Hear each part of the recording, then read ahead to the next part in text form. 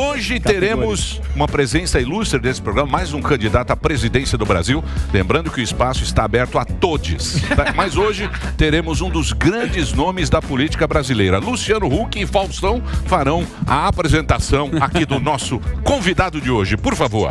Loucura, loucura, loucura. Emílio Surita, ele é uma loucura. O candidato é bravo, bicho. Ele é bravo, mas é um dos maiores políticos da história do Brasil. Já deu jeito em muita lata velha. Já passou por perrengues mandando muito bem. E já foi o herói por um dia também. Hoje tenta a presidência da República para fazer um grande lar docilar. Não é mesmo, meu querido Fausto? Alô, galera! A partir de agora, às 7h37, vamos a ele. Pouca gente sabe. Olha aí, essa fera é de Pindamonhangaba. O filho do seu José Euclides e da dona Maria José. Casado com a gloriosa a Santa Gisele, galera. Eita! Já foi deputado, prefeito de Fortaleza, governador do Ceará e ministro duas vezes, bicho. Eita, olha aí, ó. O cara que vai tirar seu nome do SPC. O torcedor número 1 do Guarani de Sobral. Ele, o cara que fala a verdade e doa quem doer. Ciro Ferreira Gomes, galera. Eita! Essa fera, bicho. É igual o Jornal Nacional. Ciro no Faustão eu nunca vi, né? É um arquivo confidencial, galera. Olha aí. Política virou isso, virou senhor. show. Virou Big Brother. Eu tenho que me recuperar. É? Não é? Vamos lá. Não é verdade? Virou. Virou É Big Brother? É bom. Você acha bom? Eu acho bom. Claro, tem um precinho ali, mas se você quer ficar quieto, não entra na política. Vai pra casa, se tranca lá e tal. Mas o Brasil precisa muito de que todo mundo invada a política. Porque do jeito que tá, meu irmão, não vai dar não. Você acha? Vamos pegar leve, rapaziada. Eu já sou Mas você não. Ele quer que pegue leve. Você acha bom a política ir para esse lado? Porque hoje em dia não se discute mais política. Você lançou o livro. Eu li o seu livro. Foi na pandemia. Eu li o seu livrinho. Tem muito projeto aqui, que é um projeto de governo, um projeto de Estado aqui, que você discute. Hoje em dia, a gente não vê, mesmo nesse período eleitoral, ninguém falando sobre projeto. É discussão aqui, foi corno ali, é não sei o quê. É xingamento, é aquela coisa toda, mas a população está ligada na política. Emílio, isso é um jogo, porque tudo é política. Por mais que as pessoas tenham tomado nojo, e eu compreendo, não é? Os jovens especialmente, veem a política como um espaço de privilégio, de mentira, de enganação. Mas a gente precisa trazer de volta a compreensão de que tudo é política. O preço do feijão, o preço do ônibus, a qualidade da saúde, a qualidade da educação, se tem segurança, se não tem segurança, tudo é político. O jeito de cobrar os impostos, o jeito de pagar as aposentadorias. E o sistema brasileiro gosta de desacelerar e de desmoralizar a política. Por quê? Porque ela é o único fio desencapado. É a única hora que a gente pode desestabilizar tudo e de repente começar uma coisa completamente nova, é a política. E é nisso que eu estou apostando contra todas as evidências, né, que estão postas aí. E aí é natural, você tem, por exemplo, o Chile agora está numa penimba gravíssima. Há 3 anos atrás, o povo foi em massa às ruas pedindo uma nova Constituição contra o legado do Pinochet. Isso. Aí agora fizeram a Constituição completamente, mistificadora, cheia de peculiaridades identitárias, uma série de baboseiras desse esquerdismo que vem dos Estados Unidos para substituir a falta de compromisso popular verdadeiro das esquerdas, tipo o PT no Brasil, e aí o povo não quer essa Constituição na proporção de quase 2/3. Sim. Olha o pepino. Mas essa Constituição era meio maluca, né? É meio maluca, não, é maluca e meio. Não, começou com o problema da Previdência lá, que eles não queriam. Porque lá mudou a regra da Previdência. Não, sim, mas aí, essa Constituição... Então, aliás, hoje temos Piperno aqui também. Piperno. Uma salva de palmas. Piperno. Bom dia. É a voz da coerência nessa emissora. Voz rouca da coerência. Mas nós temos pessoas muito emocionadas nessa emissora. Essa emissora ela é composta do seguinte. A redação canhoteira no último grau. Tem broche do Lula. Broche? Che Guevara. Que feio. Foi comentaristas. Tem uma bandeira do Ciro escondida. Menos mal. Há vida inteligente na redação. Tem a florzinha do Ciro. Mas temos vozes aqui, como o do Piperno, que é uma voz da coerência, do equilíbrio, certo, Piperno? O que você achou do povo não aprovar o referendo lá no Chile? Mas concordo plenamente com o candidato. Ela tinha muitos exageros, inclusive aquela coisa de plurinacionalidade. Quer dizer, você está na prática criando várias nações dentro de um mesmo país. Isso é ingovernável. Então, agora, eu acho que houve um chamamento à sensatez do juiz. Então, gente, vocês já brincaram bastante. Vamos trabalhar direito para fazer alguma coisa que possa fazer desse país um país governável. Mas não confunde muito mais? Veja, o problema é exatamente esse. Como falta projeto, porque a ideologia, o neoliberalismo, com todo o respeito, não é? Tô lhe devendo um Fusca, eu sei disso. Vamos saber. A gente vai doar, a gente vai fazer a voz. Agora ele quer mas é o meu Fusquinha amarelo que tá na minha prateleira lá. Eu vou trazer, era pra eu ter trazido agora. Mas enfim, o neoliberalismo é uma resposta europeia para um problema verdadeiro da Europa. O que era o problema verdadeiro da Europa? De repente, a Europa acabou o imperialismo, que tirava a riqueza da Índia, da China, para financiar o seu estado de bem-estar, e ela competia sozinha, porque tinha domínio tecnológico solitário. De repente, vem um produto industrial moderníssimo do Oriente, Singapura, Vietnã, Japão, para não falar Japão, Taiwan, Coreia do Sul, etc., e China, não é? Que não vem onerado pelo preço de financiar o estado de bem-estar. Então, a resposta inglesa, como agora acabaram de escolher, é tentar diminuir o tamanho do Estado, diminuir a cunha fiscal, etc, etc. Ok. Esse não é o problema do Brasil, jamais foi. O problema do Brasil é que o tamanho do Estado brasileiro é absolutamente doentio quando a gente olha juro para banco. Não é em saúde, não é em educação, não é em serviço, não é em infraestrutura, não é em investimento, não é nada. É juro para banco que leva quase 52% de todo o orçamento brasileiro. Claro que também nesse orçamento estão previstas as receitas advindas do endividamento. Então, esse é o problema. Como a esquerda brasileira se vendeu a esse modelo, estou falando do PT com toda clareza e todos os SE, se vendeu, resolveram fazer aqui o esquerdismo à moda americana. Então, os americanos jamais puderam defender um socialismo, o marxismo, o leninismo, mas eles têm aquele pulso solidário. Então, vamos lá, pegar questões identitárias, hiperfragmentar os interesses da sociedade. Eu vou falar de negro, vou falar de mulher, vou falar de meio ambiente, como se fossem assuntos separados. Perfeito. E eu não falo mais em superação da miséria, da desigualdade, na proporção justa dos negros, das mulheres, que de fato sofrem dobrado numa sociedade machista e racista como a nossa, por exemplo. Ô Ciro, você falou agora há pouco e voltou a falar sobre identitarismo, você falou uma baboseira identitária que vem dos Estados Unidos. A gente sabe que muitos apoiadores seus hoje é a favor. O que o Mano Brown falou lá uma vez pro PT tem que voltar pra base, firmeza. Vocês esqueceram a base aí, o trabalhador. Porque os caras só querem saber disso. E muito apoiador seu hoje quer saber disso. De ili-nili, todes, banheiro, inclusive essas coisas. O que você fala pra eles? O meu papel é exatamente tentar mostrar que não há contradição em você ser solidário com essas questões identitárias. Que eu sou. As mulheres comandaram 2/3 do orçamento do meu governo. 2/3, mais da metade. Do meu governo no Estado e do meu governo na Prefeitura. Portanto, o compromisso real é empoderar as mulheres. Eu tenho todo um conjunto de políticas que vão entender que o Brasil ainda remanesce pagando 70% ou 75% a um negro do que paga para um branco, pelo mesmo trabalho, pela mesma jornada. Só que essa luta, ela tem que ser feita na grande luta da superação da miséria e da desigualdade. Aí, veja bem, 5 brasileiros no nosso país acumulam a renda e a fortuna dos 100 milhões de brasileiros mais pobres. Este é o ponto. Eu tenho que ir para um modelo tributário que cobre mais dos super ricos para diminuir o imposto nos pobres e na classe média e no consumo, que é o imposto indireto mais injusto. Por quê? Porque aí eu promovo a superação da miséria e da desigualdade. Quando eu fizer essa promoção, eu tenho que olhar... E o que é a baboseira? A baboseira é você achar que a hiperfragmentação de uma agenda da sociedade vai dar na superação da miséria e da desigualdade. Não dá. Por exemplo, eu entender que o meio ambiente é uma trava, é um filtro para todas as questões do desenvolvimento, é um olhar correto. Mas se eu transformo a questão ambiental, que é grave, numa questão identitária, eu fico com meia dúzia de pessoas que são simpáticas, são do bem, porque defendem a fragilidade da natureza, mas não tem compromisso nenhum em dizer como é que não vai faltar energia no país. Linguagem neutra, para você é uma baboseira, você não ia mexer nisso, Tenha santa paciência. Pode ser que eu esteja ficando velho, mas isso só nos divide. O Ciro. Sabe, eu quero unir o Brasil, eu quero reconciliar o Brasil. Esse é o discurso maior, desculpa, Albertar. Só para complementar. Vamos lá. unir o Brasil. Eu vou até pegar isso aqui, porque no debate você usou muito isso, a polarização, a turma tá para a direita, para a esquerda.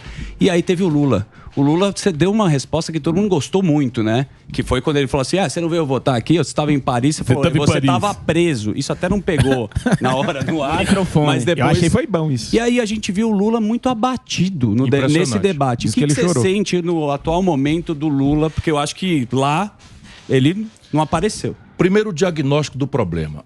Eu não acho, francamente, que a maioria esmagadora do povo brasileiro é gado ou é fascista.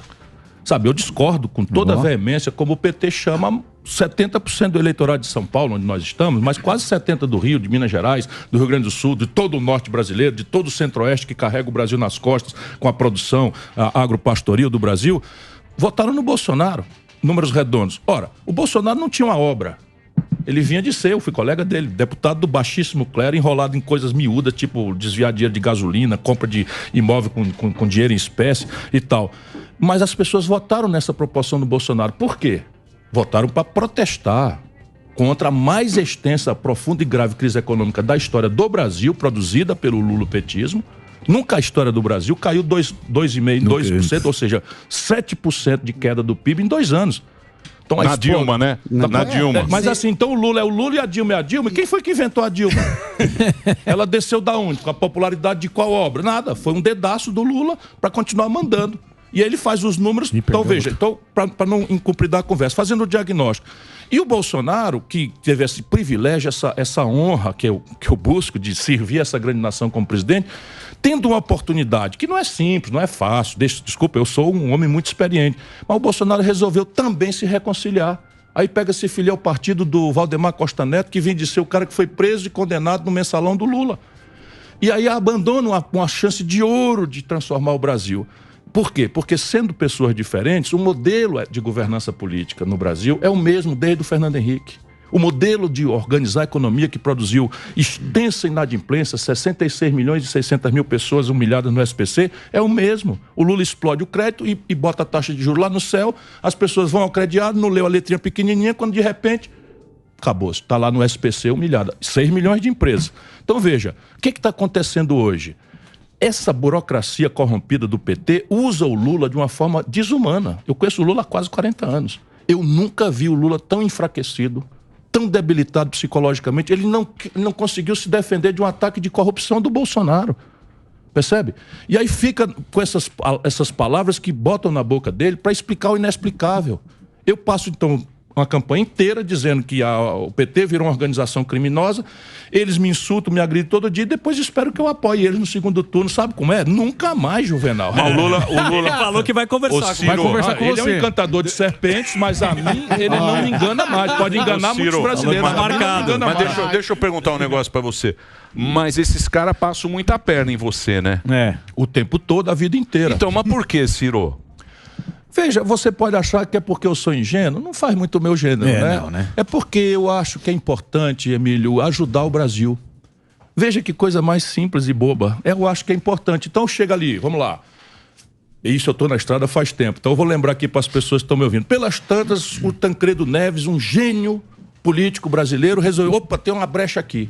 Vamos antecipar o fim da ditadura. Vamos por dentro, no colégio eleitoral, fazer uma eleição indireta. Aí o esquerdismo petista, o Lula na época, não, porque não sei o quê, o colégio eleitoral é da ditadura, não vou, não sei o quê e tal. Ou seja, o colégio eleitoral ia acontecer e aquele colégio eleitoral ia escolher o Maluf ou o Tancredo. É verdade. O que é que eu fiz? Fui lá e apoiei o Tancredo. O que é que fez o Lula? Foi lá e não deixou o PT votar no Tancredo. Pelo gosto do PT, de novo, lá como hoje, eles querem que o Brasil se desastre para ele explorar a tragédia do povo. É o tal quanto pior, melhor mesmo. Mas tem mais. Chega ali, se eu estiver sendo longo, me interrompa, mas o povo precisa conhecer a história do Brasil para ver que essas coisas vêm de longe. Falar bonito. O que eu falo é a verdade. A verdade é linda. Então veja, pelas tantas o Brasil tinha 30 anos de inflação. Aqui o professor sabe disso. 30 anos a inflação mais alta do mundo, porque nós indexamos a economia. Aí veio o Itamar Franco, não tinha compromisso com a banqueirada, nem com a especulação financeira, cria um ambiente político, inventamos o Plano Real. Digo, inventamos, eu estava junto, irmão. Você estava lá no Plano Real? Eu estava lá. Aí quando nós fizemos o Plano Real, arriscadíssimo para acabar com a inflação, que hoje está de volta na mesa do trabalhador, 17% de aumento nos preços dos alimentos do Brasil. Comecei amanhã hoje denunciando isso e propondo como resolver. O que é que faz o Lula? Pesquise no Google, meu irmão. Vai lá e fica contra. Na data, o deputado Jair Bolsonaro vai lá e fica contra. O Lula e o Bolsonaro ficaram contra o Plano Real. E eu botei a cabeça no laço, porque se aquilo fracasso, eu tinha que encerrar minha carreira política. E fui para lá para atender o povo brasileiro. Ah, eleitor do Fernando Henrique? Fui eleitor do Fernando Henrique porque o Lula ficou contra o Plano Real e o Fernando Henrique ajudou a fazer o Plano Real. Aí, na sequência, o Fernando Henrique trai tudo que a gente se compromete, passa para o outro lado, eu, garotão, rompo e vou falar sozinho no meio da rua. Essa é a minha vida. Então, veja bem, 2002... Você foi ministro do Itamar. Eu fui do Itamar, no Plano Real, da Economia, da Fazenda. Eu ajudei a fazer o Real. Eu tenho uma cédula do Real com a minha assinatura. Então, eu tô lá botando a mão na massa. E o Lula ficou jogando pedra. Ficou jogando pedra contra o Real, contra o Tancredo, contra a Constituinte. Nós fizemos a Constituição brasileira, ela foi o resultado do acordo que foi possível. E o povo ganhou muito com isso. O Lula recusou-se a assinar a Constituição. E eu estava lá ajudando a fazer e assinei. Ajudei a assinar, porque eu era deputado estadual constituinte no Ceará e virei candidato a prefeito ali naquele ano de 88, em Fortaleza. E assim caminha a humanidade. Em 2002 fui candidato contra o Lula, contra o Serra, não ganhei. No segundo turno ajudei o Lula. Ele me chamou para ajudar para fazer o plano, o projeto do São Francisco. Do São Francisco. Caí de pau, foi cacete, greve de fome de bispo e não sei o quê. Correu o país inteiro explicando o projeto. Tá aí o projeto executado. O Lula desistiu umas 8 vezes. E eu cada vez ameacei me demitir. Então a minha diferença é exatamente essa. Eu tenho espírito público e me guio por ele. Para mim, a política não é meio de vida. E eu só quero ser presidente se for para mudar a história do Brasil. Ô, Ciro, você falou que o... Ciro fala bem, né? Fala bem. Você falou que Piperno, ó. Piperno até brilho o olhinho. Piperno. Tá feliz. Porque essa Por favor, a palavra é sua, Piperninho. Já eu falo. A palavra é sua, Piperninho. Pode falar. Ciro, então... Eu vejo seus olhos brilhando. Tá brilhando. Se você abrir a camisa dele, tá 12 embaixo. Fala, Piperninho. O voto é secreto. O voto é secreto. E, afinal de contas, o eleitor ficou em casa, aqui é o crítico. E, aliás, enquanto crítico, eu queria saber de você o seguinte. Você falou exatamente do momento em que se assume o ministério, daquela fase de implantação do Plano Real. Você veio em substituição ao ministro Recupero. E aí o governo Fernando Henrique já era um governo, digamos, de uma grande coalizão. O Lula não mudou esse modelo, Bolsonaro muito menos, os dois recorreram ao Centrão. E você, de uma sigla que tem aí mais ou menos 4, 5% dos deputados, esse tem sido o nível histórico aí do PDT. Então vamos lá. Ciro eleito presidente, como é que você vai descartar o Centrão com 4, 5% da bancada fiel a você? Eu não vou descartar o Centrão. Essa é a minha diferença dos dois. O Lula e o PT cresceram denunciando a corrupção dos outros. Tudo no Brasil era corrupto, menos o Lula e o PT. Depois nós vimos que isso era uma grande mentira, porque virou o epicentro da ladroeira, a organização criminosa em que se transformou a cúpula do PT. Claro que tem muita gente boa no PT, mas eu vi de perto, como eu disse lá no debate, eu vi de perto o Lula se deixando corromper, isso me dá muita dor, não me dá alegria nenhuma. O Bolsonaro se elege denunciando a corrupção do PT, denunciando o Centrão, denunciando não sei o quê, aquele general Heleno. Se gritar, pegar Centrão, não fica o meu irmão e tal. E vai lá e adere. Esse é o erro. Eu estou dizendo ao povo brasileiro o oposto. Eu estou dizendo ao povo brasileiro que, primeiro, vote nas minhas ideias.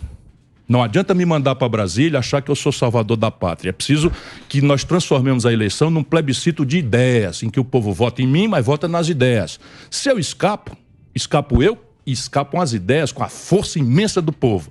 Isso já vai me dar 10% do parlamento, rapidinho, porque essa é a tradição brasileira. O presidente que ganha faz 10% da Câmara, o que não é muito diferente de 4%. Tá certo? Porque 10% é só o dobro de 4%, mas falta 90% para fazer. O que quer dizer que eu vou negociar com quem quer que o povo eleja. Por favor, eleja um deputado ligado a mim.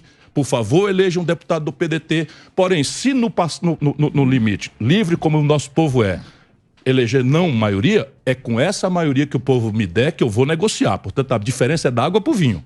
Eu vou negociar com todos os brasileiros que forem eleitos pelo povo brasileiro.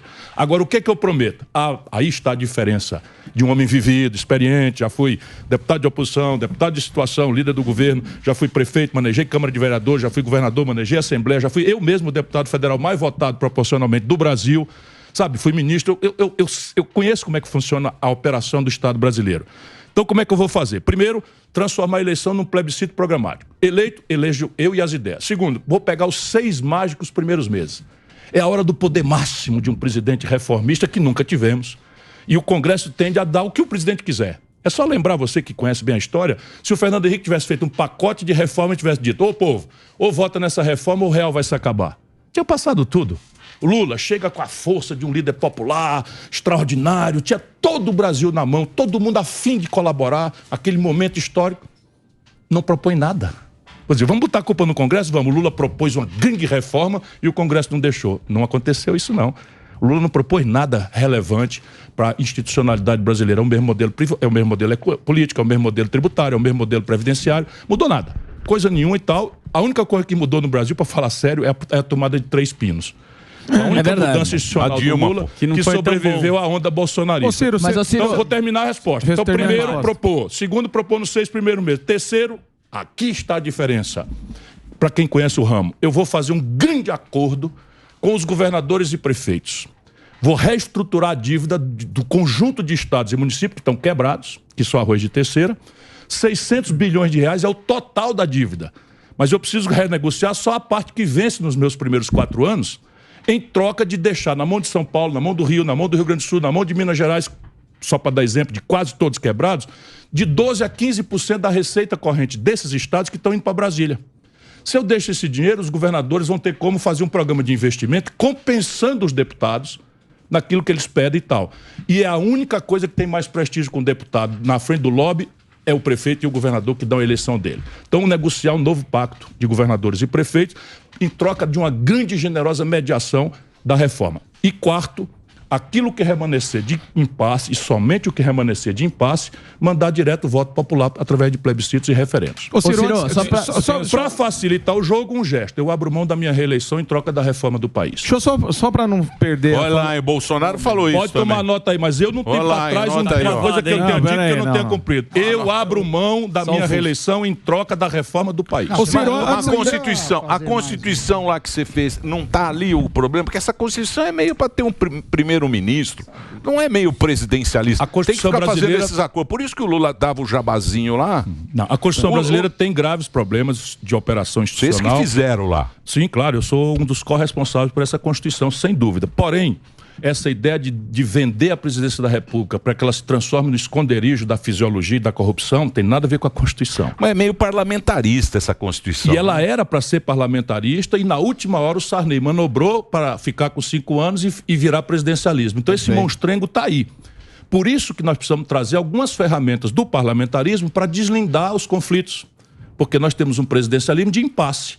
Então, o plebiscito é a forma que os países mais avançados e modernos, e o Chile acabou de fazer né, resolve apenas e com a mediação do Congresso nos casos de impasse entre um executivo reformista, que está defendendo o que o povo precisa, e um Congresso que tende a reagir só porque é lobby e grupos de pressão não deixam ele operar. Ô Ciro, antes que fique fria a fala que você disse agora... Eu posso completar? Isso aqui é uma tentativa de um homem experiente de sair da crise eterna. Veja, o Collor governou desse jeito e foi cassado. O Fernando Henrique governou desse jeito e o PSDB nem sequer está disputando a eleição brasileira, tamanha desmoralização. O Lula governou com essa gente e foi preso. A Dilma governou com essa gente e foi cassado. O Michel Temer governou com essa gente desse jeito, foi preso. E o Bolsonaro desmoralizado, tendo tido essa chance de ouro de mudar o país. Mas e agora o Supremo mandando lá? Deixa só o teu colega fazer ali, porque eu atalhei ele, eu não quero ficar com a culpa. Você que é o chefe do programa, faça. Eu tô no clima do pânico. Eu tô no clima do pânico. A gente vai virar o Bonner bravo. É só pra não ficar frio o que o senhor falou agora há pouco. Não é gordofobia. O senhor falou agora há pouco. Gordofobia. Gordofobia. Não, aqui não tem mimimi não, tá certo? Aqui é nós, pode chamar de gordo, não tem problema. O senhor falou que o Bolsonaro... o Bolsonaro aí se juntou com o Valdemar da Costa Neto, né? Que era o partido lá que tá o Bolsonaro agora, ele condenado pelo Mensalão. E o senhor tá junto do João Santana, seu marqueteiro, que também é um condenado, só que da Lava Jato. Como que é esse duplo padrão, assim? Porque, assim, eu acho que cada um responde pelo seu próprio CPF claro. E você fazer esse julgamento, se juntou lá no partido do Valdemar, mas você tá com o João Santana. Há muitas diferenças. A primeira é que o João Santana nunca foi um agente público, ele nunca administrou, nem nunca foi condenado por corrupção. Mas nem é um condenado. Não, pera aí um pouquinho. Eu vou explicar. Vou explicar. Tá. Pera um pouquinho. Repare bem. Não, a questão básica é o seguinte, o João Santana foi condenado porque recebeu dinheiro por um serviço que de fato prestou, todo mundo sabe, sem nota. É o famoso frila sem por fora, né? Recebeu por fora, então é caixa 2, merecia pagar, merecia. Foi errado? Foi. Pagou, pagou. Tá de volta à cidadania plena. Certo. Eu não estou condenando o Valdemar Costa Neto. Sim. Percebe? O Valdemar Costa Neto foi condenado e preso, pagou a pena, está solto, portanto, na plenitude da sua cidadania. Não estou condenando o Valdemar, estou condenando o Bolsonaro. Certo. E não é condenando o Bolsonaro, é condenando a contradição entre um cara que se elegeu denunciando a ladroeira orgânica do PT, que não dá para esconder. Sim. Irmão brasileiro que está me ouvindo, desculpa, eu não quero fazer machucar ninguém, eu quero olhar para o futuro. Mas na Lava Jato, que teve todos os graves defeitos que teve, o Sérgio Moro virou aquilo que ele é, um politiqueiro. Como é que é? Mas assim, devolveram 16 bilhões de reais do dinheiro teu, irmão, que está me ouvindo aí. Sabe, foi devolvido. Então, de onde é que veio esse dinheiro? Os caras que devolveram disseram, eu roubei esse dinheiro aqui. Quando? Durante o governo do Lula. Como? Com os agentes públicos que o Lula nomeou. Agora está um escândalo na revista Piauí. O Eunício Oliveira, com quem o Lula anda hoje, teve um contrato de R$1 bilhão sem licitação. O nome da empresa é Manchester, na Petrobras. Com quem que o Lula anda hoje? Com o Eunício Oliveira. Aí sabe o Gedel Vieira Lima? Não, ninguém sabe. Pega no Google, meu irmão. Aquela fotografia chocante para um povo que está passando fome, com a classe média arrebentada de pagar imposto. 51 milhões de reais em notas gostoso, hein? Imagina, gostoso. Pois é. Gastar em uísque. Pera bem, 51 milhões de reais. Sabe com quem que o Lula está hoje na Bahia? Com o Gedel. A quem ele deu uma vice-presidência da Caixa Econômica e a quem ele deu o Ministério da Integração. Então, a minha condenação, de novo, é essa profunda prostração moral em que todos denunciam a corrupção dos outros e depois vão lá e fazem igual. Eu estou propondo mudar essa governança. Ciro, eu vejo muito as tuas entrevistas, eu gosto do teu tom debochado, e tem algumas entrevistas que você fala, vou falar bem baixinho aqui, ó, Bolsonaro governo de direita, menor taxa de juro, da esquerda, a maior taxa de juro. Esse não é o correto do espectro político, Ciro? A esquerda, ela estufa o Estado e a direita, ela tira a burocracia e tira também. O fato do Bolsonaro, você ter elogiado da sua forma a economia, de como o Bolsonaro tirou o juro, é um acerto do governo? Ele foi bem na economia? E qual você acha que é a economia ideal do nosso país? Veja, a diferença entre esquerda e direita não está propriamente nesse critério aí. Até porque a direita brasileira foi quem criou essa hipertrofia estatal que nós temos. Só para a gente entender as coisas como elas são e não como o idealismo da propaganda faz. Por quê? Porque cada país tem sua circunstância e tem o seu jeito de organizar. Então, veja, o Estado brasileiro o Estado moderno nasce ali com Getúlio Vargas, que era anticomunista. Mas, entretanto, criou a Vale do Rio Doce, criou o BNDES, criou a Petrobras, as estatais. Por quê? Porque o Brasil não tinha iniciativa privada relevante, a pouca que tínhamos era comprometida com o Brasil do século XIX. Mas ele era fascista. Ele tinha um viés fascista. Ele importou a Carta del Lavoro. Ele teve momentos, mas é preciso que a gente se transporte lá para a data para não fazer um julgamento errado, sob o ponto de vista social e econômico e histórico, de um momento da humanidade. Aquele momento da humanidade, a humanidade estava estressada entre o fascismo e o comunismo. E o Getúlio foi agredido violentamente pelos comunistas. E havia, então, ali uma inclinação. O que ele, na verdade, era um nacionalista e entendeu pragmaticamente que o Estado brasileiro tinha que vir pela falta de um empreendedor privado. E criou esse Estado moderno, que depois a gente precisa adaptar. Preciso só fazer a referência do lado de trás. Também não é histórico que a consolidação das leis do trabalho seja uma cópia ipsis literis da Carta del Lavoro. Havia uma inspiração, mas é bom lembrar que o legado que nós recebemos naquela data era o escravismo. Nós estamos falando aqui da década de 30. Nós tínhamos acabado de abolir a escravidão 380 anos depois, e o mundo do trabalho era criança trabalhando, mulher grávida trabalhando, não tinha jornada de trabalho, não tinha férias, não tinha 13º salário, não tinha direito da mulher votar. E essa época o Getúlio é um sopro muito grande de modernidade no Brasil. Claro que o tempo passa, as contradições... A CLT, né? A CLT veio com ele lá na época. Veio com ele é o seguinte, qual era a coisa? Era abolir o Estado, quer dizer, transformar o Estado no monopolista dos fatores de produção, aspas, marxismo-leninismo, ou a questão da Carta del Lavoro como uma referência que organizava os trabalhadores italianos em feixes, então eles se estimulavam. É evidente que isso é um olhar histórico, não dá para ser injusto historicamente, senão você não vai entender, por exemplo, as pessoas que não, fala de coisa de proposta para o povo, eu falo do que me perguntarem, eu quero falar de proposta para o povo, mas veja, a mim me parece... Peraí, Ciro, só um segundo que agora a gente está entrando na rede de rádio. Estamos de volta? Muito bem. Estamos de volta aqui na programação da Jovem Pan. Estamos com o Pânico agora entrando na rede de rádio em todo o Brasil. A gente estava no YouTube, porque a gente tem um horário político e tem que respeitar esse horário. Hoje o Pânico recebendo agora, você vai acompanhar também no rádio a presença ilustre nesse programa. O papo está muito bom. Se você puder depois assistir à noite esse programa na íntegra, entra lá nas nossas plataformas digitais. Ciro Gomes está com a gente aqui agora no grupo de rádio. E a gente já estava no meio da... Se você quiser concluir... Não, é só isso, porque, quer dizer, veja, examine o Winston Churchill. O cara é simplesmente o libertador da humanidade, se nós olharmos a solidão com que ele enfrentou o nazifascismo durante anos. Depois vieram em socorro dele os norte-americanos, os soviéticos, etc. Mas antes tinham feito acordos, ou de omissão, ou de acordo mesmo com Hitler. Porém, quando você olha o mesmo Churchill, não é? Em Galípoli, na colonização, na forma como tratou os indianos, é uma personalidade absolutamente constrangedora. E assim o homem na história, ele e a sua circunstância. Mas tem uma coisa que eu queria entender. Mas o Churchill mexia no baralho. Ele mexia no esgoto. Mexia. Então, mas esses liberais limpinhos, eles não querem mexer. Não entra na fossa. Não entra na fossa para limpar a fossa. Mas, Sammy, só um minutinho, é que ele acabou não respondendo, depois você pode até complementar, que é a questão da economia, que você elogiou a forma com que o governo Bolsonaro reduziu os juros e o PT era os juros muito maior. Eu costumo balizar minha opinião pela verdade. É verdade que do Plano Real até hoje, é no governo Bolsonaro que a taxa de juros Selic mais criminosa e imoral do planeta Terra teve o seu menor pico de baixa. Nós tivemos aí alguns meses de Selic a 2%. Sabe quanto foi que a Dilma deixou? 14,25%. Porém, não se pode elogiar. Foi eu elogiar, a banqueirada caiu de pau em cima, o Bolsonaro já se rendeu, já está com a taxa de juros de novo, campeão mundial em 13. Não, mas teve a pandemia. Nada a ver com pandemia. Mas independência nada a ver com pandemia. Nada a ver com pandemia. Nada a ver com guerra, nada a ver com pandemia. Se não vejamos, a inflação na zona do euro, meu mestre, a inflação na zona do euro é a maior dos últimos 40 anos. Está passando de 10%. Taxa de juros, 2%. A inflação nos Estados Unidos é a maior dos últimos 40 anos, quase 10%. Inflação nos Estados Unidos, 2%. A inflação no Brasil, 7,5%. Não, 10.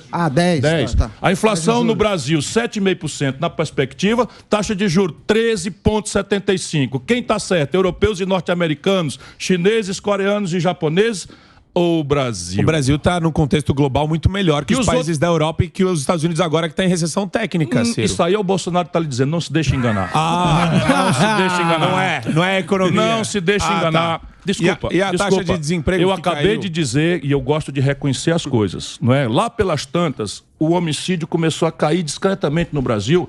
Só eu disse. Isso se deve a uma providência do governo Bolsonaro.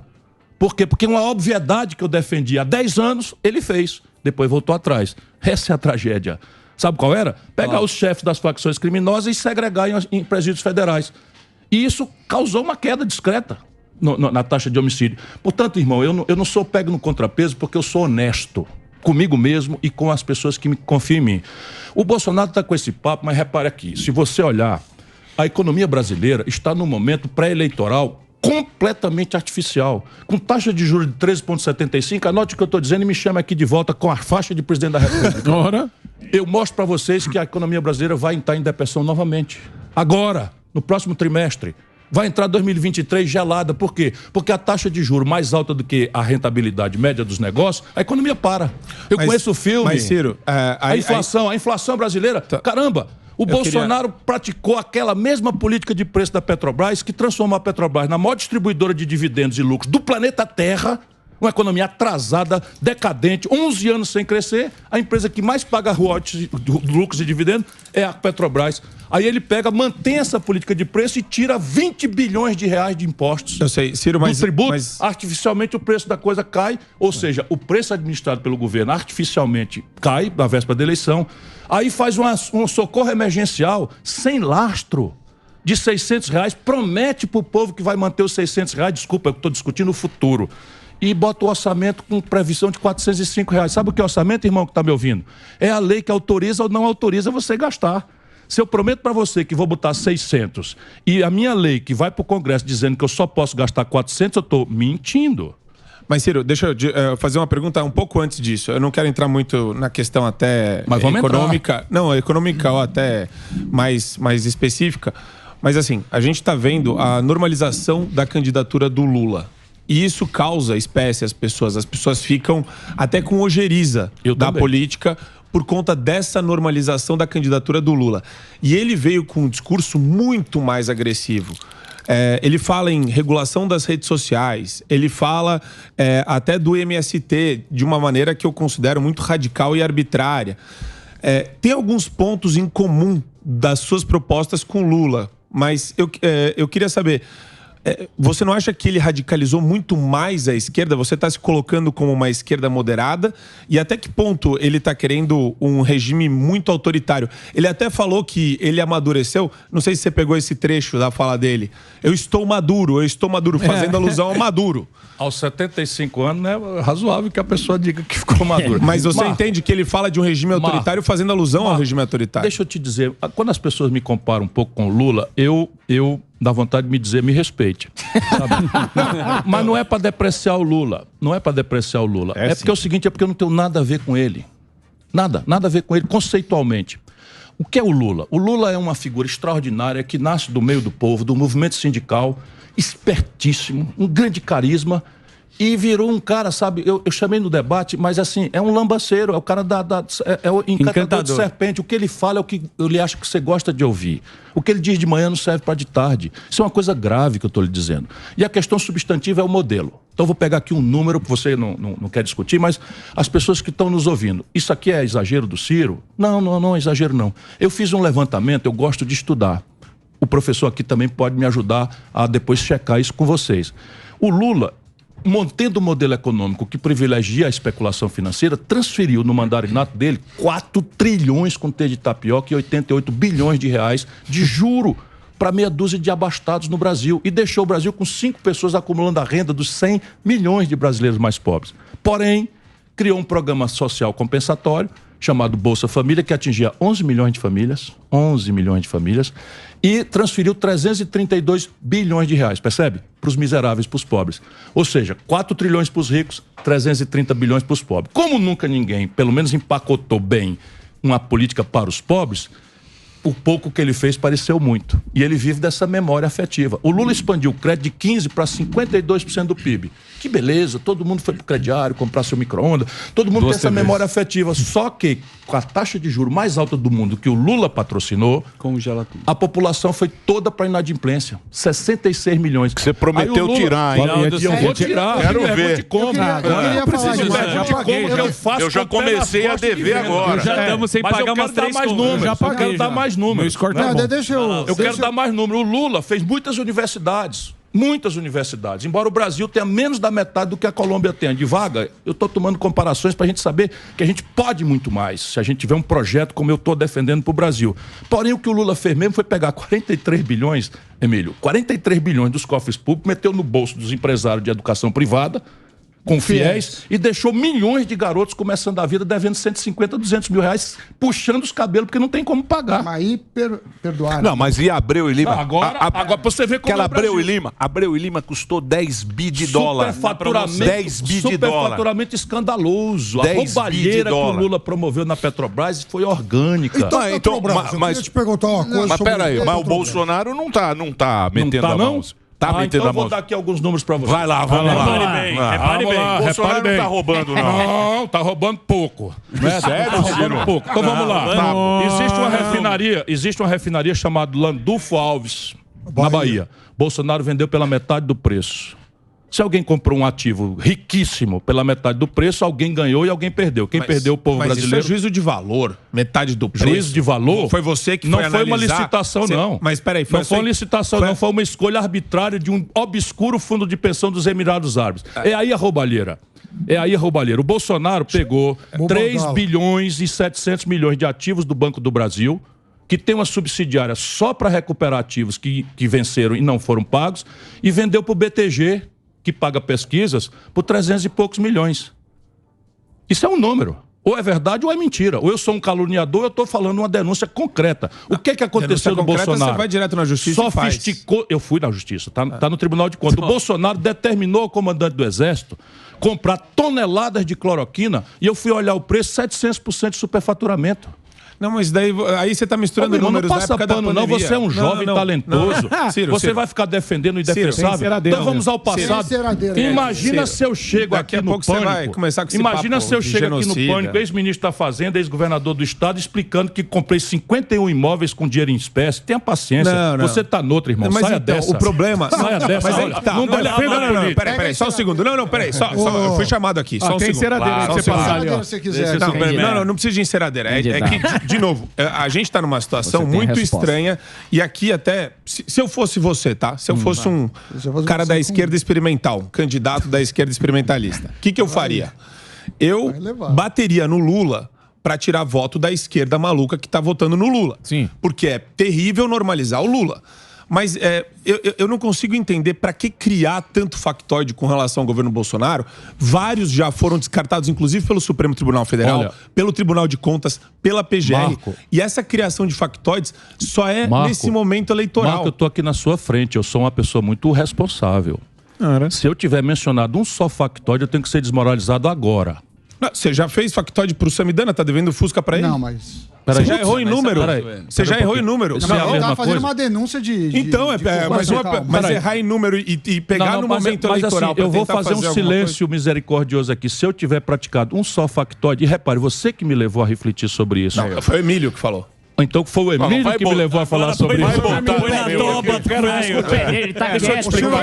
Os caras na hora...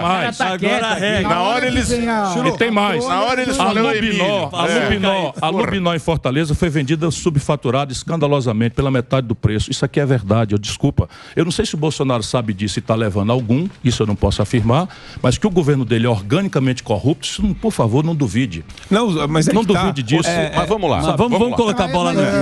Eu queria levantar alguns pontos. Puta, lá vem ele com os números, hein? Agora vai começar... Agora eu vou ficar quietinho. Só pegar a caneta agora. Não. Tô aqui comigo. São duas coisas que eu queria falar primeiro. Você está conversando com ele sobre educação antes, é muito legal conversar com o Ciro. A primeira coisa é sobre a taxa de juros. No início do Plano Real, aquela época que você... Mais alta da história. Era mais alta da história. Sim, foi lembro. mais de 40%. Me pergunte por quê. Não, mas são fatos. Depois você pode responder e explicar por quê. Deixa eu só acabar a pergunta. Aí tem uma das suas plataformas, é a Lei Antiganância, que é baseada lá no Reino Unido, de 2015, o Payday Loans. Taxar os ricos. Só que tem um problema lá. Tem um estudo que até depois eu te passar, que é de Oxford, que fala que essa lei lá, primeiro, eles tiveram que diminuir muito o tamanho dos empréstimos, segundo, que está deixando mais gente endividada e tem algumas anomalias. Mas voltando, pelo que eu entendi, a taxa do Reino Unido é 1,75% ao ano e aqui é 13,75% ao ano. E a sua... Ao mês? No crédito pessoal? Não, tô falando ao do mês. Selic. Tô falando Selic. A 13, a base. 13,75 contra 8,75.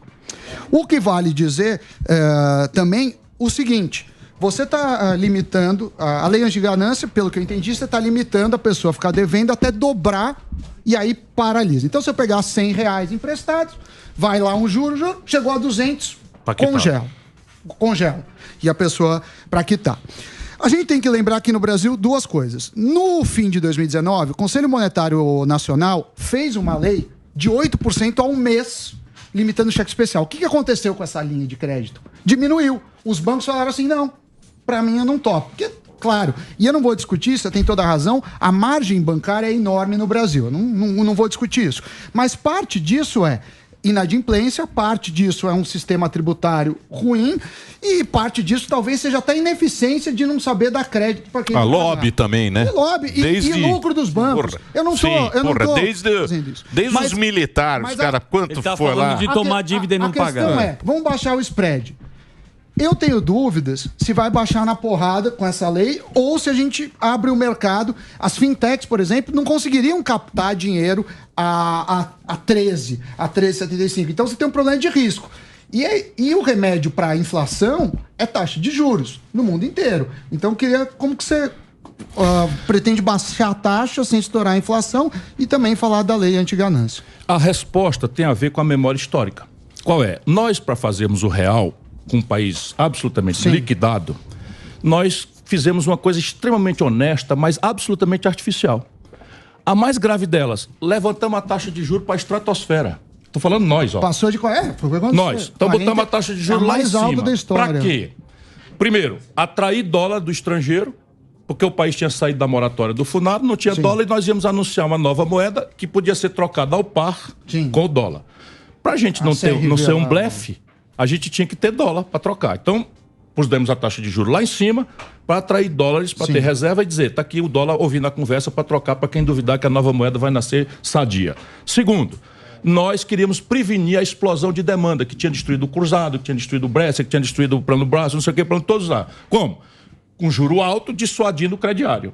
Que no Brasil, eu aprendi depois, não funciona. Por quê? Porque a prestação não interessa para o povo quanto é que vai custar. Desde que a prestação caiba no bolso, então, aquilo que nos manuais de Chicago funciona, aqui não funciona. Mas naquela data, a gente vai encarecer o crédito para não deixar a turma explodir a demanda no curto prazo, porque vai todo mundo para o consumo, a produção não dá, ágil, fila, desabastecimento, reindexação, acaba os planos todos. E terceiro, e chave de compreensão da distorção que nós estamos vivendo hoje.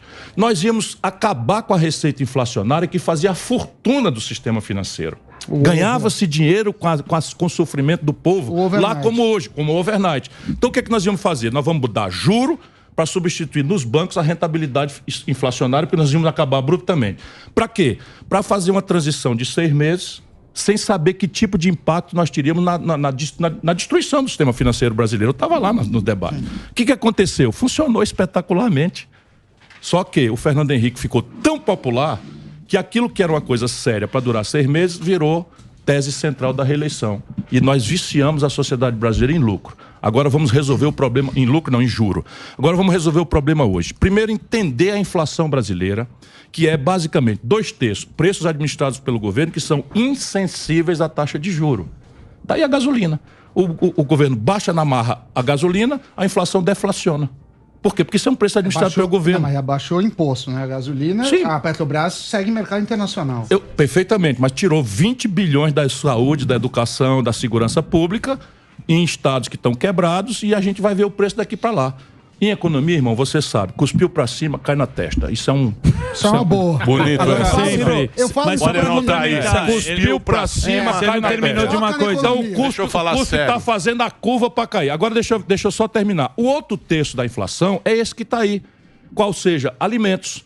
Por que os alimentos explodiram de preço? Por causa da demanda estrangeira. Sim, preço internacional. Ora, qual é o efeito da taxa de juros doméstica do Brasil sobre um preço da soja que subiu porque a China entrou bombando? O alimento é quase inelástico. Inelástico não. O Brasil tem comida. O que nós precisamos fazer, já fizemos, e o meu projeto prevê, é uma política de abastecimento de preços que é capitalista.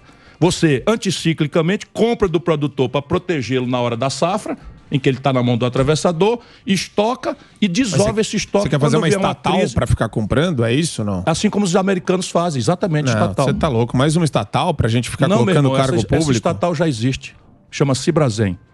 Conab, ela já existe, apenas está fracassando. Porra, não está fazendo. Bicho. Falar sério agora. Pois é, bicho, se você não fizer isso, o povo brasileiro vai passar fome na conta de 33 milhões de pessoas ou 125 milhões não fazem as 3 refeições por dia. E eu tô do lado desse povo. Não, peraí, quantos milhões não fazem peraí, vamos mudar de assunto. Não, eu vou dizer número. Não, instituição para você pesquisar. Pesquisa aí. Pensan, Google. Pensan é o nome da instituição respeitada mundialmente. 33 milhões passam fome. E 125 milhões não fazem as 3 refeições definição de passar diárias. Fome é não fazer uma refeição no dia isso inteiro. Isso é o que o Bolsonaro diz. Não. Essa é a definição de passar fome. Não, isso por isso que esse dado é falso. Instituição mundialmente respeitada diz. É o pessoalzinho da esquerda lá na Inglaterra. Mas ele não falou da lei eu estava indo pra lá quando fui abruptamente interrompido. Aí, ó. Lei de ganância. Deixa eu falar uma coisa. É que tem 20 milhões que ele quer taxar do Sami. Deixa eu te falar. Chato. Professor tributarista. Tá certo. Economista. Chato. Vai ficar chato. É a conta do Einstein. Eu quero saber o seguinte. Mas repare, veja bem. Presta atenção. Pera lá. Repare bem. Foca na economia. Foca na economia. Eu tô de acordo. Foca na economia. É o que interessa. É isso aí. Não, mas se for por economia, o Bolsonaro está eleito. Sim. Que está bem a economia. A economia Vamos ser melhorou. honestos. Isso é Tá melhor. bem. Que é isso, Tá amigo? bem. Deixa eu explicar o que é que tá bem. Tá bem a economia. Tá Então bem. deixa eu explicar Tá pro voando. povo. Deixa eu explicar Paulo Guedes acertou. Tá certo, Paulo Paulo Guedes Guedes acertou. acertou. Meu Deus do Deixa eu céu. falar sério. O que eu quero saber de você é o seguinte. Os juízes estão mandando pra caramba. Pegaram os Pegaram todo empresários, mundo, pegaram né? os empresários, entraram no WhatsApp da turma. Tá certo. Estão se Mas você viu o metendo em negócio agora orçamento. da enfermagem, o cara foi lá... Foi lá e Eu até sou contra subir o piso, mas o cara não pode... Deixa eu tirar falar um uma negócio que é coisa pra você. aprovado, Isso canetar, aí pô. não é um perigo? É um grave perigo. O Brasil está vivendo já há alguns anos, há muitos anos, a propósito, desde o lulopetismo para cá, uma gravíssima disfuncionalidade institucional. Muito grave. Sabe, eu em 18, eu disse, acho que aqui no Pânico, que a minha pretensão, uma vez presidente, era voltar cada poder para sua caixinha. Nossa, era o tempo do Lava Jato, ninguém queria saber de direito, era todo mundo ali com sangue na boca para fazer. E eu dizendo, estão produzindo nulidade, estão produzindo impunidade, porque essa coisa de ser severo não é assim que se faz, gravatinha borboleta, entrevista toda hora, não deu outra. Você tá falando do Sérgio Moro, Tô né? falando, exatamente. Ele tá falando da mídia em cima... Que dava muita moral pro Moro. Não, Lava Jato. foi tudo. Foi a mídia. Sim, Foi todo na mundo. rua, Foi a mídia. dentro Foi do todo Lava mundo. Mas é compreensível. Os bonecos. Quem respeita o povo, mensalão, quem respeita com o povo como eu, sabe que o nosso povo não aguenta mais a impunidade Sim, ser sim. o prêmio da ladroeira. Então é justo. O que não é razoável que a gente que tem responsabilidade diga, meu irmão, olha, não é assim. Então repare, eu quero renovar compromisso. Eu, uma vez na presidência, vou restaurar a autoridade do chefe de Estado, que é o presidente da República, que hoje está desmoralizado. Vamos entender por quê. Sabe por quê? Porque o Lula tinha filho ladrão. O Bolsonaro tem filho respondendo por coisas de corrupção. E aí o cara fica na mão do Supremo. Então não tem moral. A Dilma nomeou o Lula para ministro, para tirar o Lula do julgamento. O Senado inteiro também, né? Mas aí, de novo, um terço do Senado está devendo contas na Justiça, tudo na mão dos ministros do Supremo. O que o senhor faria? Eu não tenho filho ladrão. Então, mas o que o senhor faria de fato para... Nenhuma chance de um ministro do Supremo determinar que eu não nomeie um ministro. Porque a Constituição me garante a faculdade do chefe de Estado de nomear o meu ministro. Então você rompe Só que com o Supremo. Não vou romper nada. Eu sou professor de Direito. Mas e se eles avançarem o farol, o que você faz? Bom, se eles avançarem o farol, eu não cumpro. Então, você rompe com o Supremo. Não, eu não rompo, não. Eu mando uma carta explicando que, em obediência ao juramento constitucional que eu fiz, aquele ato é ilegal. E eu peço que eles, dando a última palavra, julguem se aquilo é ou não um recurso correto meu. Porque, repare, nós precisamos entender uma coisa. Trágico que seja, para um democrata visceral como eu, quem dá a última palavra é o judiciário. Você gosta, você não gosta, mas acata, fim de papo. Porém, se eu tenho autoridade moral, eu não vou fazer desvio de finalidade. Sabe o Bolsonaro trocar o chefe da Polícia Federal para garantir impunidade de filho? Não, isso daí é factoide de novo, né? Não, ele não fez isso. Você sabe disso. Pera um pouquinho. A ação quem fez fui eu. A ação quem impetrou a ação no Supremo fui eu. Eu, Ciro Gomes, como fui eu que impetrei a ação que salvou milhões de vidas no Brasil, porque garantindo a ordem do SUS, eu pedi ao ministro Lewandowski, que deu a liminar, garantindo que os estados e municípios podiam e deviam também atuar, sem desmerecer a funcionalidade da União, no enfrentamento da pandemia. Ai do Brasil se não tivesse isso. Então o judiciário é a última palavra no Estado de Direito Democrático. Respeitar, acatar e obedecer. Gostar é outro assunto. Mas você não acha que vocês incentivaram essa postura ativista do Supremo Tribunal Federal por meio de ações no controle concentrado? Eu não gosto da hiperpolitização da política, da hiperjudicialização da política. Mas o PDT, junto com o Rede, junto com os partidos de oposição, fazem isso. Se o presidente da República...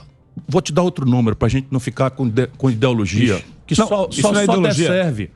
Sabe por que o Lula reina? Por conta desse critério. Ao invés da gente ajuizar as coisas com inteligência, a gente fica passando pano pro nosso corrupto de estimação e deixa o corrupto adversário livre da mesma coisa. A gente denuncia o machismo do Bolsonaro e passa pano pro machismo do Lula. Ou as coisas têm correção, têm equilíbrio, têm valor por si mesmo. Deixa eu te dar um número para você refletir. O Brasil tem 3%, Marco, da população mundial. E no Brasil morreram 11% das pessoas que morreram no mundo. Qual é a explicação? Não, mas não morreu. Não. Morreu. Não é isso. Você tá falando da pandemia. Agora ou é mentira ou é verdade. Eu dou o queixo pra bater. Eu estou dizendo. Esse número aí tá meio errado. Eu estou dizendo aqui no Pânico. Eu estou dizendo aqui no Pânico. Eu estou dizendo aqui no Pânico que o Brasil tem 3% da população do mundo. E aqui morreram 11% das pessoas que morreram no planeta Terra. Números redondos. Pode ser. Peraí, deixa eu só. Pesquisa aí, vamos no Google. Vamos lá, repare bem. Eu só repare bem, vamos no Google. Eu preciso fazer um break agora que a gente vai entrar. Não, eu sei. Nós vamos pra TV agora. É isso? Não, eu sei. Nós vamos fazer um break agora pra TV, Zuzu? Perfeitamente. Perfeitamente. Break não, intervalo comercial. Sim, daqui a pouquinho a gente vai entrar na TV também. Já estamos no rádio, nas plataformas, uma grande audiência aqui. Show de bola. Muitas perguntas. Muitas perguntas pra você hoje. Ciro Gomes aqui no Pânico. Mas antes disso, vamos para um recado, Emílio. Vai lá. Então, vamos falar de vacinação? Agora é um assunto importantíssimo. Olha que coisa boa. Chegou a hora das crianças de 3 e 4 anos serem vacinadas contra a Covid-19. Boa, que maravilha. Tinha muito pai e mãe ansiosos por esta notícia. É isso aí. Chegou a hora e a primeira dose das crianças de 5 a 11 anos continua. Então, se você é pai ou responsável por uma criança de 3 a 11 anos, vá até um posto de vacinação para aplicar a primeira dose. Boa. E ainda tem vacinação para o resto da galera, não é isso? Exatamente. Vacinação na cidade de São Paulo não para. Maiores de 18 anos e adolescentes de 12 a 17 podem procurar um posto de vacinação e se proteger ainda mais. Boa. Maiores de 18 anos podem tomar a 4ª dose. E os adolescentes de 12 a 17 anos devem tomar a dose adicional. Lembrando que é preciso respeitar os 4 meses da última dose. E não vamos esquecer não. Manter atualizada a carteirinha de vacinação, tá legal? Perfeito, boa. As 470 UBS espalhadas pela cidade estão preparadas para aplicar imunizantes contra várias doenças. Mas fique ligado e continue se cuidando. Em locais fechados, use máscara. O uso de máscara em equipamentos de saúde, transporte coletivo e terminais permanece obrigatório. Boa. São Paulo, capital mundial da vacina. Muito bem, estamos de volta aqui para você das redes sociais. Daqui a pouquinho a gente vai entrar na TV. Hoje, Ciro Gomes conversando com a gente. Tá aqui o livro do Ciro, ó. Ele lançou na pandemia esse livro. Foi 2020. É muito legal esse livro aqui, ó. Se você tiver a oportunidade de comprar nas livrarias, Ciro Gomes, Projeto Nacional, O Dever da Esperança. São as propostas do Ciro. Sim. Você escreveu quantos aí? 2018? Eu escrevi entre 2018 e 2020. Eu dei uma lida nesse livro e você está falando daquele período que a gente teve, né? Desde 2013 que a gente está vivendo um terceiro turno eterno. E parece que a gente vai continuar vivendo mais um terceiro turno aí para frente, dependendo. Porque, eu estou pedindo a Deus que ilumine a minha palavra para tentar tocar o coração do brasileiro. Ainda dá tempo. Ainda dá tempo, muito tempo. Nós estamos crescendo a atenção do povo, as atenções das pessoas. Por quê? É só a gente parar e pensar um pouco. Se amanhã um desses dois da dita polarização se elege, fica tudo como está. Por quê? Vamos lá. Câmbio flutuante, superávit, meta de inflação. Qual é a política do Bolsonaro? Esta. Qual é a do Lula? Essa. Qual é a do Fernando Henrique? Essa. Mas da Dilma? Essa. Percebe? Então, é a mesma política econômica. São pessoas diferentes? Claro que são. Aí, qual é o modelo de governança política? Sabe, dizer para o povo brasileiro que só tem um jeito, é governar transformando a presidência da República no esconderijo de bandido. Percebe? Aí você não tem corrupção, pelo amor de Deus. Então, mas é um sistema, né? Não, mas o sistema tem que ser mudado. Tem que ser mudado, porque vou dizer de novo. Dilma, Lula, Fernando Henrique, Michel Temer e Collor, ou caçado ou preso. Esse é o sistema. Não é possível que a gente não entenda que por esse caminho vai repetir, ou vai ser preso ou vai ser caçado o próximo de novo. Por quê? A ciência da insanidade, o Einstein dizia, é repetir as mesmas coisas e esperar resultado diferente. Mas mudou. Não acontece. Mas a política econômica mudou profundamente. Mudou. Foram feitas reformas que vão ter efeito, inclusive, a médio e longo prazo. Marco, desculpa, estou falando de coisa prática. Câmbio flutuante, superávit, meta de inflação. Esse é o modelo econômico. Você não quer o câmbio flutuante? É igual. Não. O câmbio flutuante, meta de inflação e coisas são métodos de perseguir valores corretos. Mas esse método condenou o Brasil há 11 anos sem crescer. Não, mas é isso que eu estou falando. As reformas econômicas que o Ministério da Economia conduziu foram, inclusive, bem-sucedidas. O Paulo Guedes não sabe nem onde fica o Brasil. O Paulo Guedes é bom. Vai falar mal. Mas eu vou dizer. É muito bom. Tá ouvindo a gente. É muito bom. O Paulo Guedes, que eu conheço há 20 anos e mando de volta um abraço para ele, não tem a menor noção do que é o Brasil. Nenhuma noção. O Paulo Guedes guarda a fortuna dele num paraíso fiscal. Vê se no governo meu, o ministro da Fazenda encarregado de fiscalizar o imposto, encarregado de fiscalizar a taxa de juros, encarregado de fiscalizar a taxa de câmbio, guarda o dele protegido. lá fora. Eu posso fazer assim como o Lula. Mas qualquer um aqui... Assim como o Lula, o Meirelles também guardava o dele no estrangeiro. Qualquer pessoa da mesa pode fazer isso. Isso daí é planejamento tributário. Qualquer pessoa pode fazer. Você é professor de tributário. Eu não preciso ter meu dinheiro no Brasil. Não. Existe um negócio chamado decência. Qual que é o problema? Não tem nada de ilícito nisso. Não estou falando de planejamento tributário é lícito. Não estou falando de licitude. A questão é saber porque o seguinte, senão dá a entender pra agência que ele não paga imposto. Exato. Qual país sério do planeta Terra a autoridade encarregada de cobrar imposto, de vigiar a taxa de câmbio e de promover a taxa de juro, guarda o dele no estrangeiro? O nome disso é ética. Não tem nada de ético. Tem a ver com segurança. Pois olha, eu considero você vai deixar uma seu dinheiro imoralidade. O Lula, então, o Lula é a diferença. Entram. Veja bem, você acha que é aqui no Brasil? Você acha que é decente você entregar 19 bilhões dos 25 bilhões que remanescem de investimento para o orçamento secreto, roubarem 40% de tudo? Isso está acontecendo no Brasil hoje. Muito bem, meus queridos, estamos de volta agora na TV Jovem Pan. Olha aí, galera. A gente já está uma hora conversando com o candidato à presidência da República, o Ciro Gomes. Papo muito bom. Muito bom. Você que está acompanhando aqui na TV, se quiser acompanhar depois na íntegra, é só ir nas nossas páginas digitais. Programa que a gente está aqui hoje batendo papo com o Ciro Gomes. Ô, Ciro, e está muito olha bom só, papo. eu queria por favor, deixa. Depois por favor. Eu faço a pergunta, tá certo? Aliás, eu gostei da imitação do Moro, ele vai tomar o lugar do Morgado. É um papo. Mas é o seguinte, é verdade. Você acabou de falar em orçamento secreto. Rapaz, o mundo capota, né?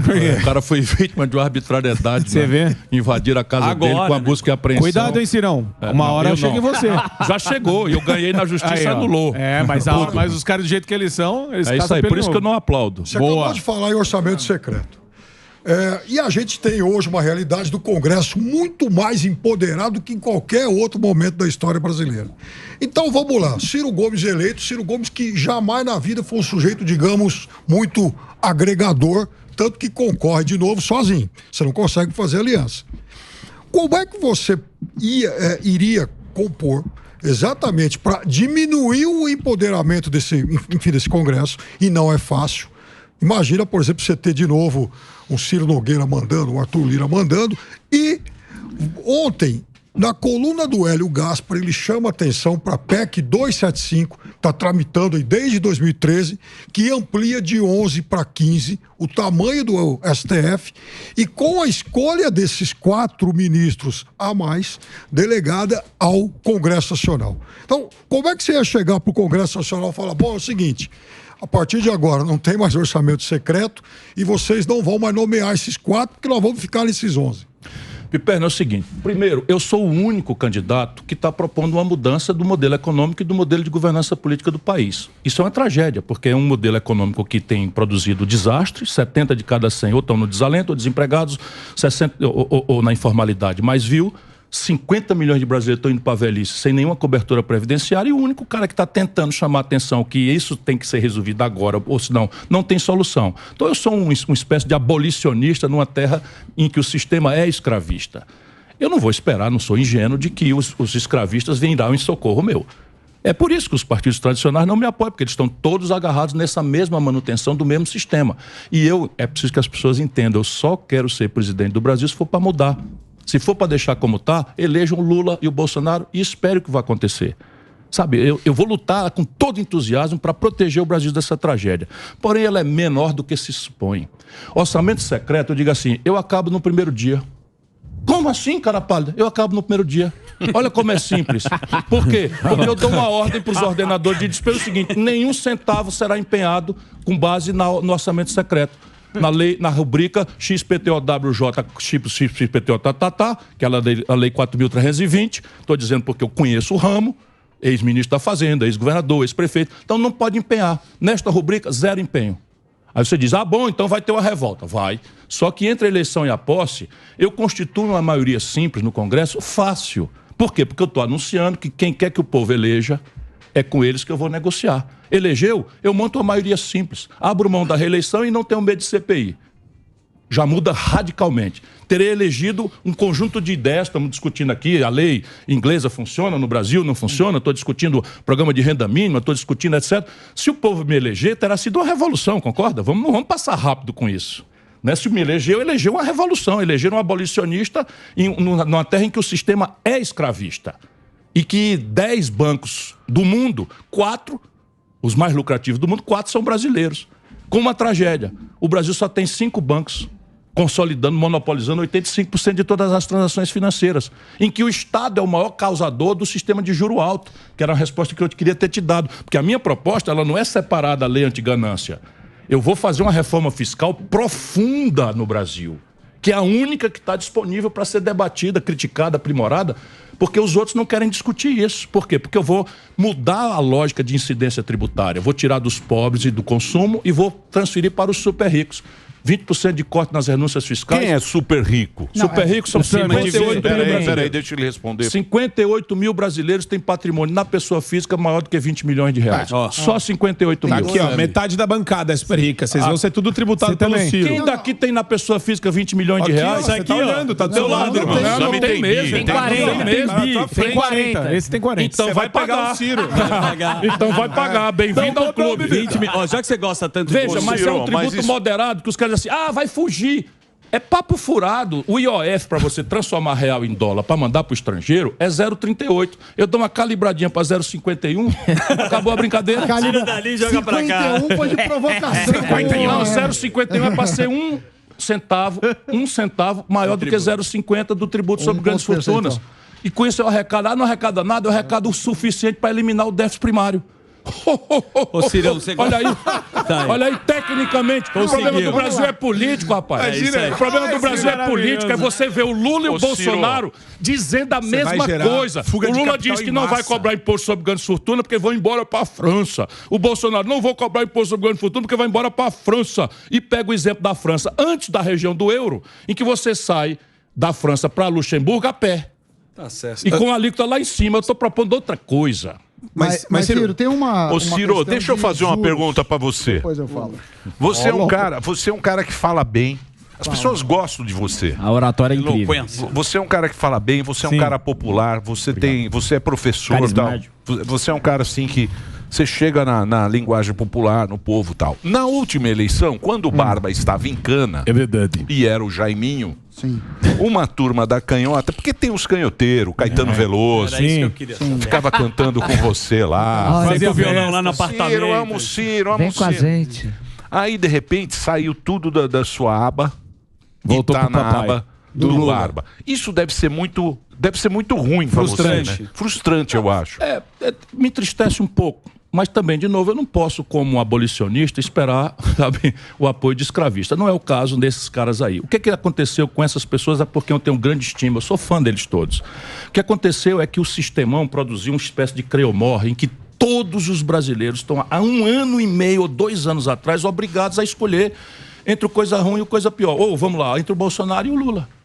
Todo mundo está obrigado, eu sou candidato, acordo de madrugada, durmo tarde da noite, viajo 4 cidades por dia, 5 cidades, e eu, o jornalista, é justo, não estou me queixando, você estou respondendo a sua pergunta. No segundo turno, você é Lula ou Bolsonaro? Olha, eu sou Ciro Gomes, percebe? Por quê? Porque eu acredito que eu tenho uma tarefa que é mudar a opinião das pessoas. Senão, qual é o sentido da política? Faz uma pesquisa, e no Brasil é o seguinte, todo dia tem pesquisa, quase todas pagas por banco. Sabe quanto é que custa a pesquisa? 150 mil, 200 mil, 500 mil e tal. E todo mês tem 10 pesquisas, 9 delas pagas por banco. Será que é por acaso? Não estou me queixando. Então, mas o Bolsonaro foi essa terceira via. Ele representou a terceira via porque era um cara fora. Encerrou a polarização que parecia para o resto da vida aquilo que obrigava o Brasil, que era PSDB, PT. Olha como o fato é dinâmico. Cadê o PSDB? Veio o Bolsonaro.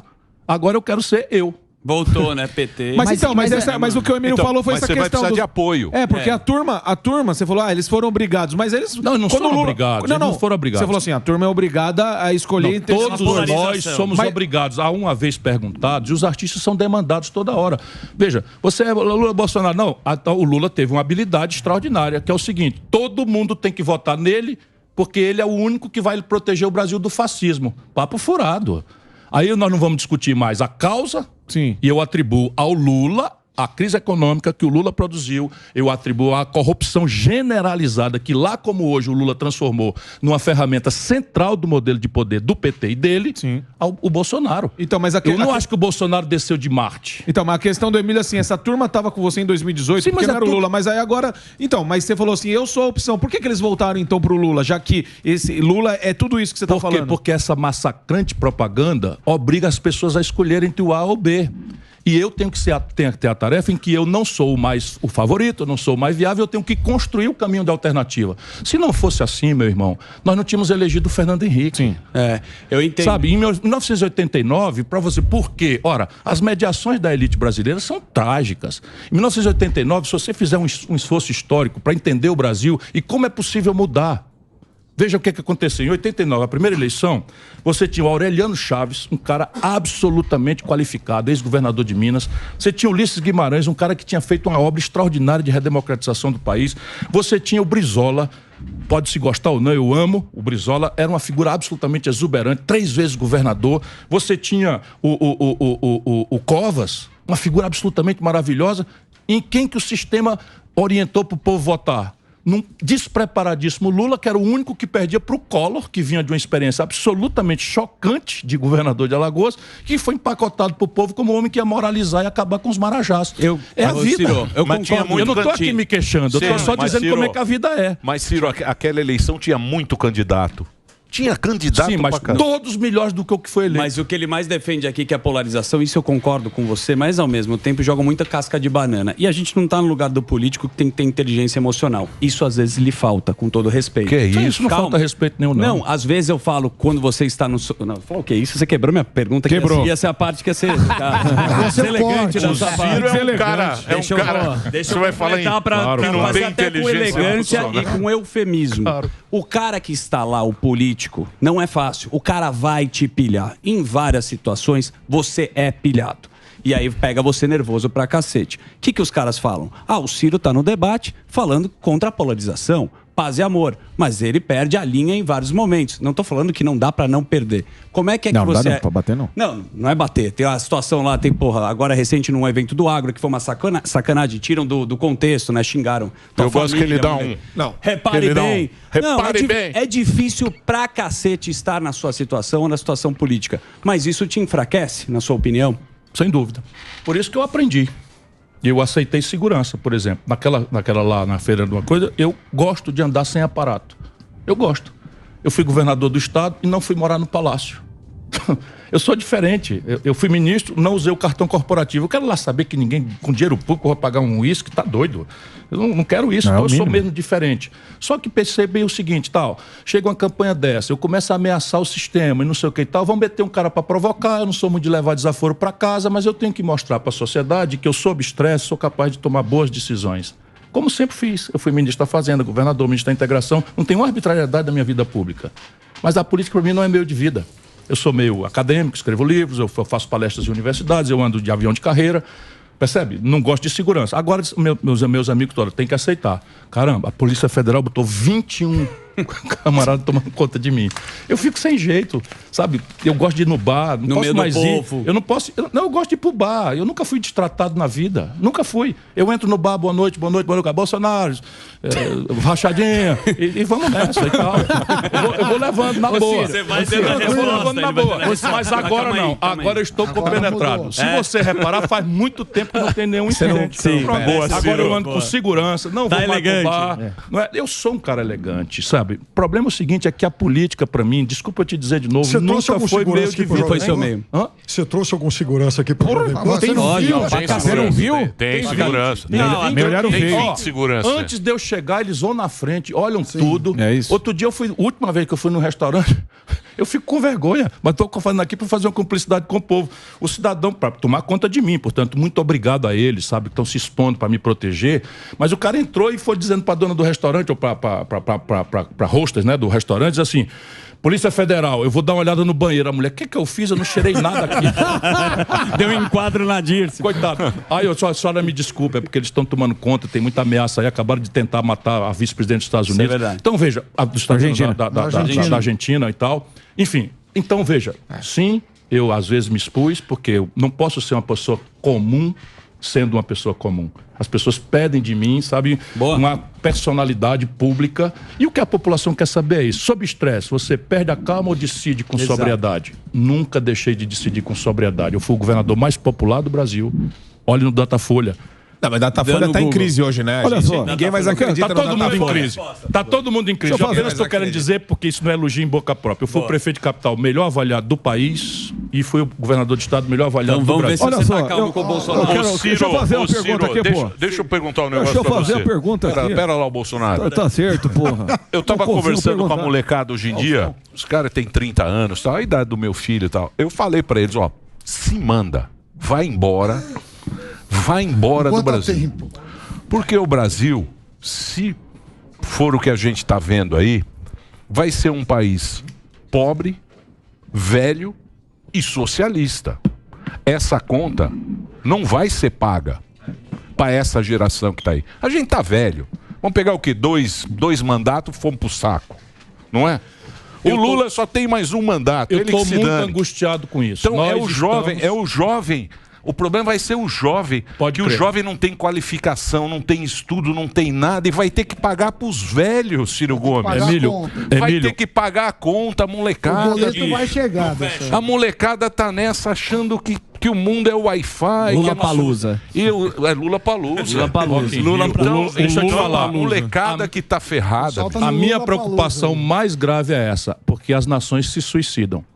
E a classe dirigente brasileira, se nós não derrotarmos ela agora, talvez já esteja muito tarde, mas se não derrotarmos ela agora, como eu estou tentando propor, a nação brasileira está sendo destruída. Você tem toda a razão. Tá certo. Posso fazer a pergunta aqui? Sim. Porque já o Faustão já interrompeu. É no tocante ainda, tá certo, que o menino aí falou. Tá certo. O negócio é o seguinte. Porque o senhor, prezado Ciro aí, há pouquinho tempo atrás, chamou eu e o ex-presidiário de machista. E assim como no debate da Band, eu joguei a bola pra você também. Porque você falou da minha fraquejada, eu falei da sua ex, tá certo? Agora, o que eu quero saber de você, nesse tocante que o nosso Daniel falou, foi o quê? É maravilhoso. Você não acha que hoje a população quer ver um cara de verdade? Porque você, estouradinho, tá fazendo um personagem. Tá certo? Eu sou o que eu sou, mas nunca agredi jornalista na porrada. Então, o que a gente tá vendo aí, o que você respondeu pro Daniel, isso daí é um personagem que você tá fazendo? Porque a gente sabe como você é, Ciro. Pode responder. É maravilhoso. Parece o debate. Eu quase que me sinto respondendo pro próprio. Mas vou responder. Veja, eu sou o que eu sou. Eu sou o que eu sou mesmo e eu nunca quis ser diferente do que eu sou. E assim, estou falando, eu não fui morar no Palácio, isso não é agora, não. Eu não fui morar no Palácio quando eu fui eleito governador com 33 anos de idade. Eu nunca usei cartão corporativo, eu abri mão de 3 aposentadorias, irmão. Você, tá certo. Você tem 2. Eu? É. Por quê? Ex-militar. Tá certo, sou eu. Você também. Eu saí do personagem. Foi aposentado como capitão. Tá certo. Desde os 37 anos é aposentado. Pago a aposentadoria. Mas a pelo do povo deputado brasileiro. eu não assinei. Assinou entre a eleição e a posse. Tá certo. Entre a eleição e a posse foi lá e requereu a aposentadoria de deputado. O povo brasileiro não sabe. Aqui o Marco Antônio aí que não sabe. Porque pra ele ética não interessa. Então veja bem, o Bolsonaro tem 2 aposentadorias e recebe o salário de presidente da República. E botou 100 anos de sigilo no cartão corporativo que eu não quis usar. Então veja, o que eu estou fazendo hoje? Apenas é aquilo que ele me destacou. Eu estou procurando não dar o cabimento para os meus críticos. Agora, ninguém duvide, eu sou a mesma pessoa, sabe? Agora, eu sou a mesma pessoa, assim, governador, eu tenho que me comportar. Vai ver se alguém tirou uma fotografia eu com bermuda. Não é nada, isso não é ninguém de bermuda, de short. Um litrão de bermuda. Não, sabe, 1 litro de uísque de presente eu recebi fechado. Não, você tá falando Não, pode falar. Rapaz, eu sou a mesma pessoa. Eu entrei num restaurante, um cidadão foi lá e me deu um uísque de presente, 18 anos. Um amigo qualquer quis levar, eu disse, não, deixa que eu levo. Tava fechado, é só fazer uma perícia ali na foto. E aí a turma do Bolsonaro vai pra fake news. Não tem vai fake pra fake news como inventaram que eu bati na minha ex-mulher. Eu nunca toquei em alguém fisicamente, numa mulher, nunca na vida. Tanto, agora, isso, machismo... Mas homem sim. Não, eu simplesmente passei a mão no pescoço dele. E jornalista? Um pouco mais de fogo. Eu jornalista, sou um pouquinho quem? mais de veemência. Mas, rapaz, do tamanho que eu sou, se eu tivesse dado um tapa nele... Ele caía no chão. Agora, é o discurso de macho esse. Então, mas jornalista... Vai lá, Albeta. Pois não, Albeta. Deixa eu fazer uma pergunta pro senhor que foi Ciro interpelado. Gomes? Moro. Foi interpelado aqui pelo senhor. Eu gostaria de saber o que o senhor acha da minha candidatura política, o senhor acha da minha trajetória política, e na questão, já que o senhor está falando da polarização, tudo isso e tal, eu gostaria de saber o que o senhor acha do fundo do seu coração, falando a verdade. O senhor é muito carismático, da relação entre o Lula e agora o seu líder, o seu vice, Alckmin. Que é a sua opinião disso, porque era uma briga, na minha opinião, muito falsa, e da minha carreira política e dessa questão partidária do Lula-Alckmin. Olha, doutor, eu fico preocupado com o sinal para trás que essa aliança dá, porque a sociedade brasileira está muito descrente da política. E ela não está descrente porque a propaganda fala, é porque os maus exemplos são muito fortes, muito poderosos. Sabe, a contradição entre o discurso e a prática, na maioria, infelizmente, é uma tragédia. Portanto, essa aliança para trás, passaram 25 anos polarizando o Brasil, e não era um negócio de pouco nível, não, era um negócio lá de baixo. Ladrão de merenda, sabe? Sim. Como é o negócio do pinheirinho? Picolé de chuchu. Não, picolé de chuchu é gostoso e tal. Agora, o problema disso não é para trás. O problema disso não é para trás, que já é muito grave. É para frente. Exato. Quando você estabeleceu o questionário, não é, pro Lula, vamos lá, política de preço da Petrobras, autonomia do Banco Central, privatização da Petrobras, privatização da Eletrobras, o Alckmin é contra o Lula em todos esses temas.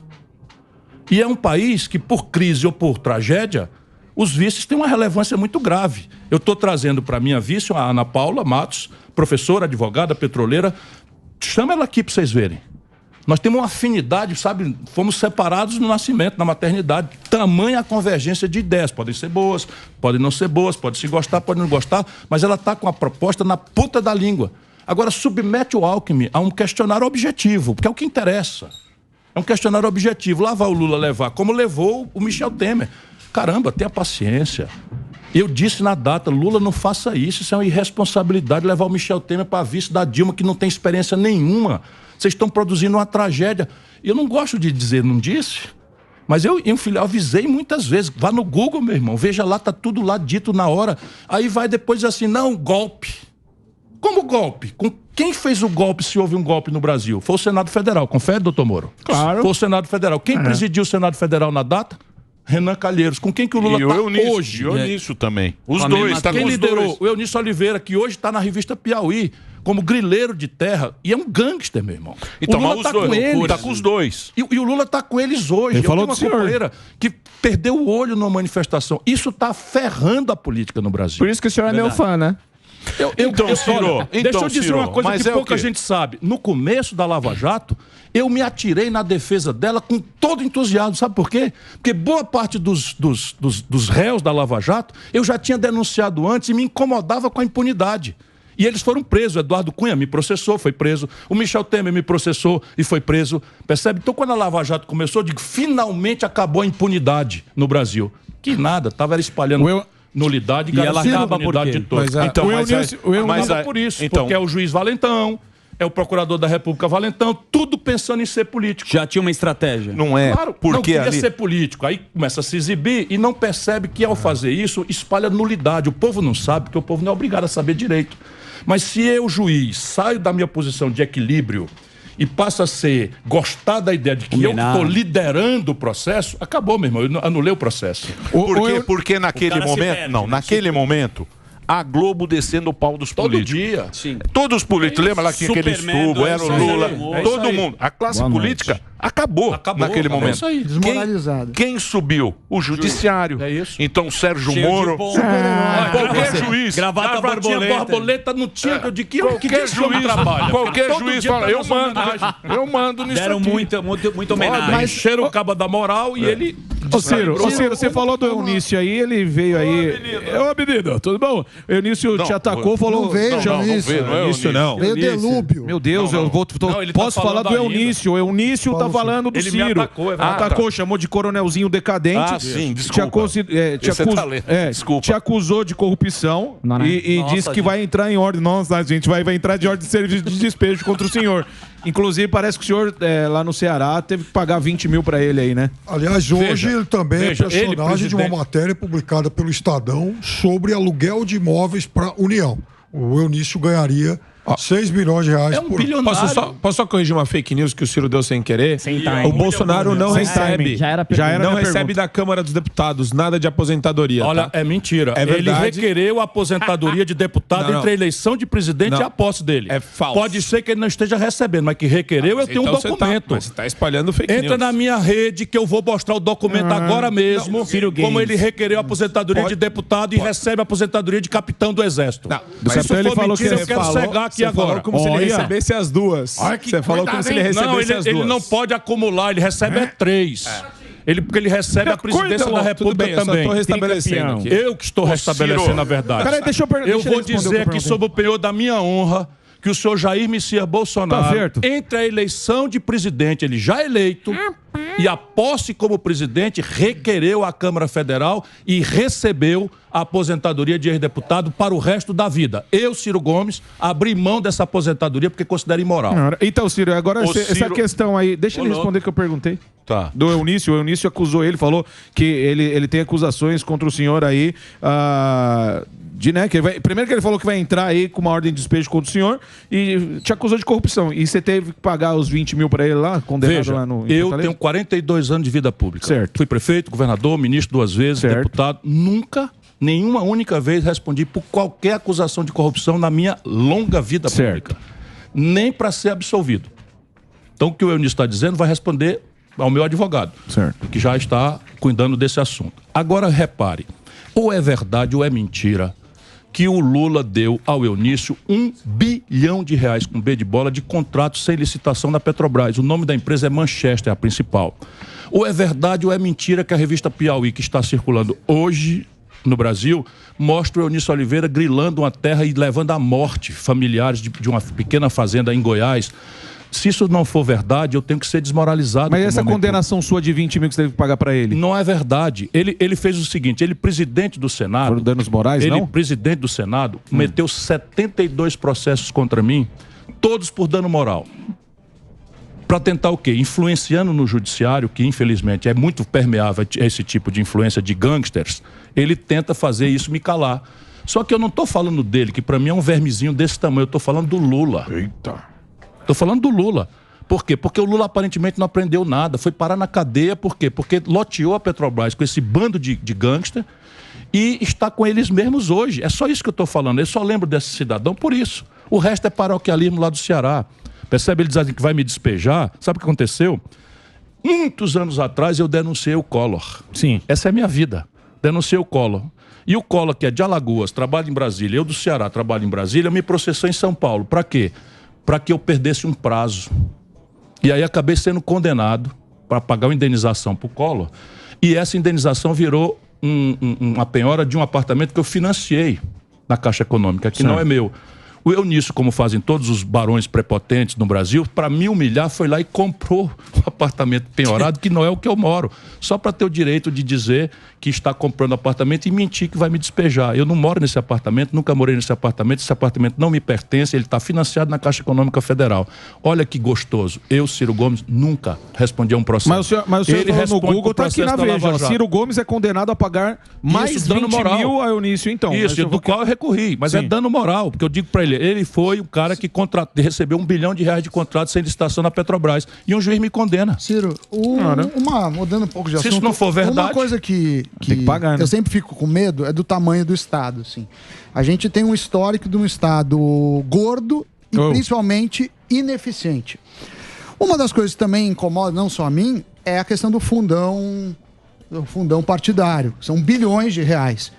Como que você vê isso? Você usa dinheiro do fundão, todos usam, acho que com exceção do cara do Novo, acho que todos usam. Né? Como que você vê essa questão do fundão? Porque é uma conta cara a se pagar pela sociedade, né? Ainda mais se você for ver, você citou índices de pobreza, a gente está falando de bilhões mesmo. Eu já discuti isso muitas vezes em livro e teoricamente. O poder econômico é um dado da realidade, é irremovível. E o poder político é um dado da realidade irremovível. O poder político é o que premia e pune interesses. E o poder econômico vai tentar se relacionar com o poder político.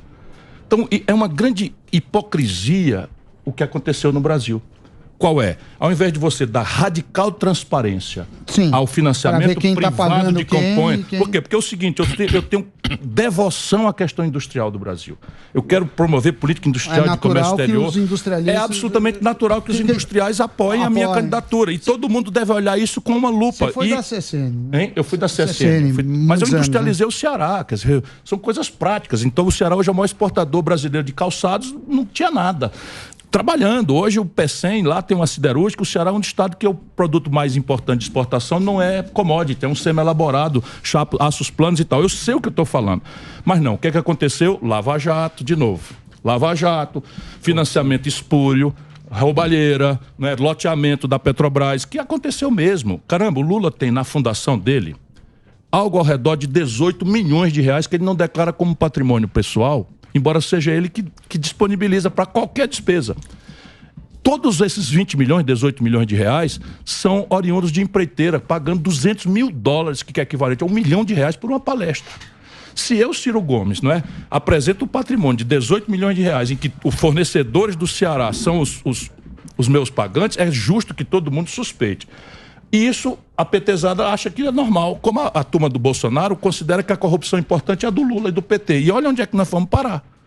Eu não sou corrupto. Posso aproveitar uma não, questão? Não, só terminar a resposta. Então, qual é a melhor solução? A melhor solução não é essa transição que nós estamos fazendo para purgar o escândalo do mensalão, o escândalo do petrolão, que é radical para o outro lado, financiamento público de campanhas. E aí você tem uma questão grave, é a imoderação, a falta de moderação dos políticos.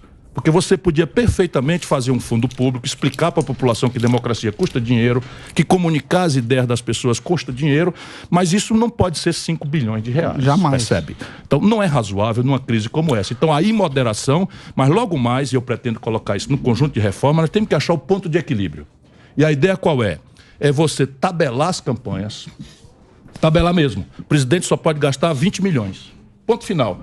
Hoje, você, se conseguir financiamento privado, você pode ir lá para 200 milhões de reais. Eu não sei o número oficial. Mas é caro, né? Mas é caríssimo. Custa caro. É um absurdo. É um não, mas absurdo. custa caro. Custa caro. Você imagina, você correr o Brasil num avião a jato, custa R$1 milhão a campanha. R$1 milhão.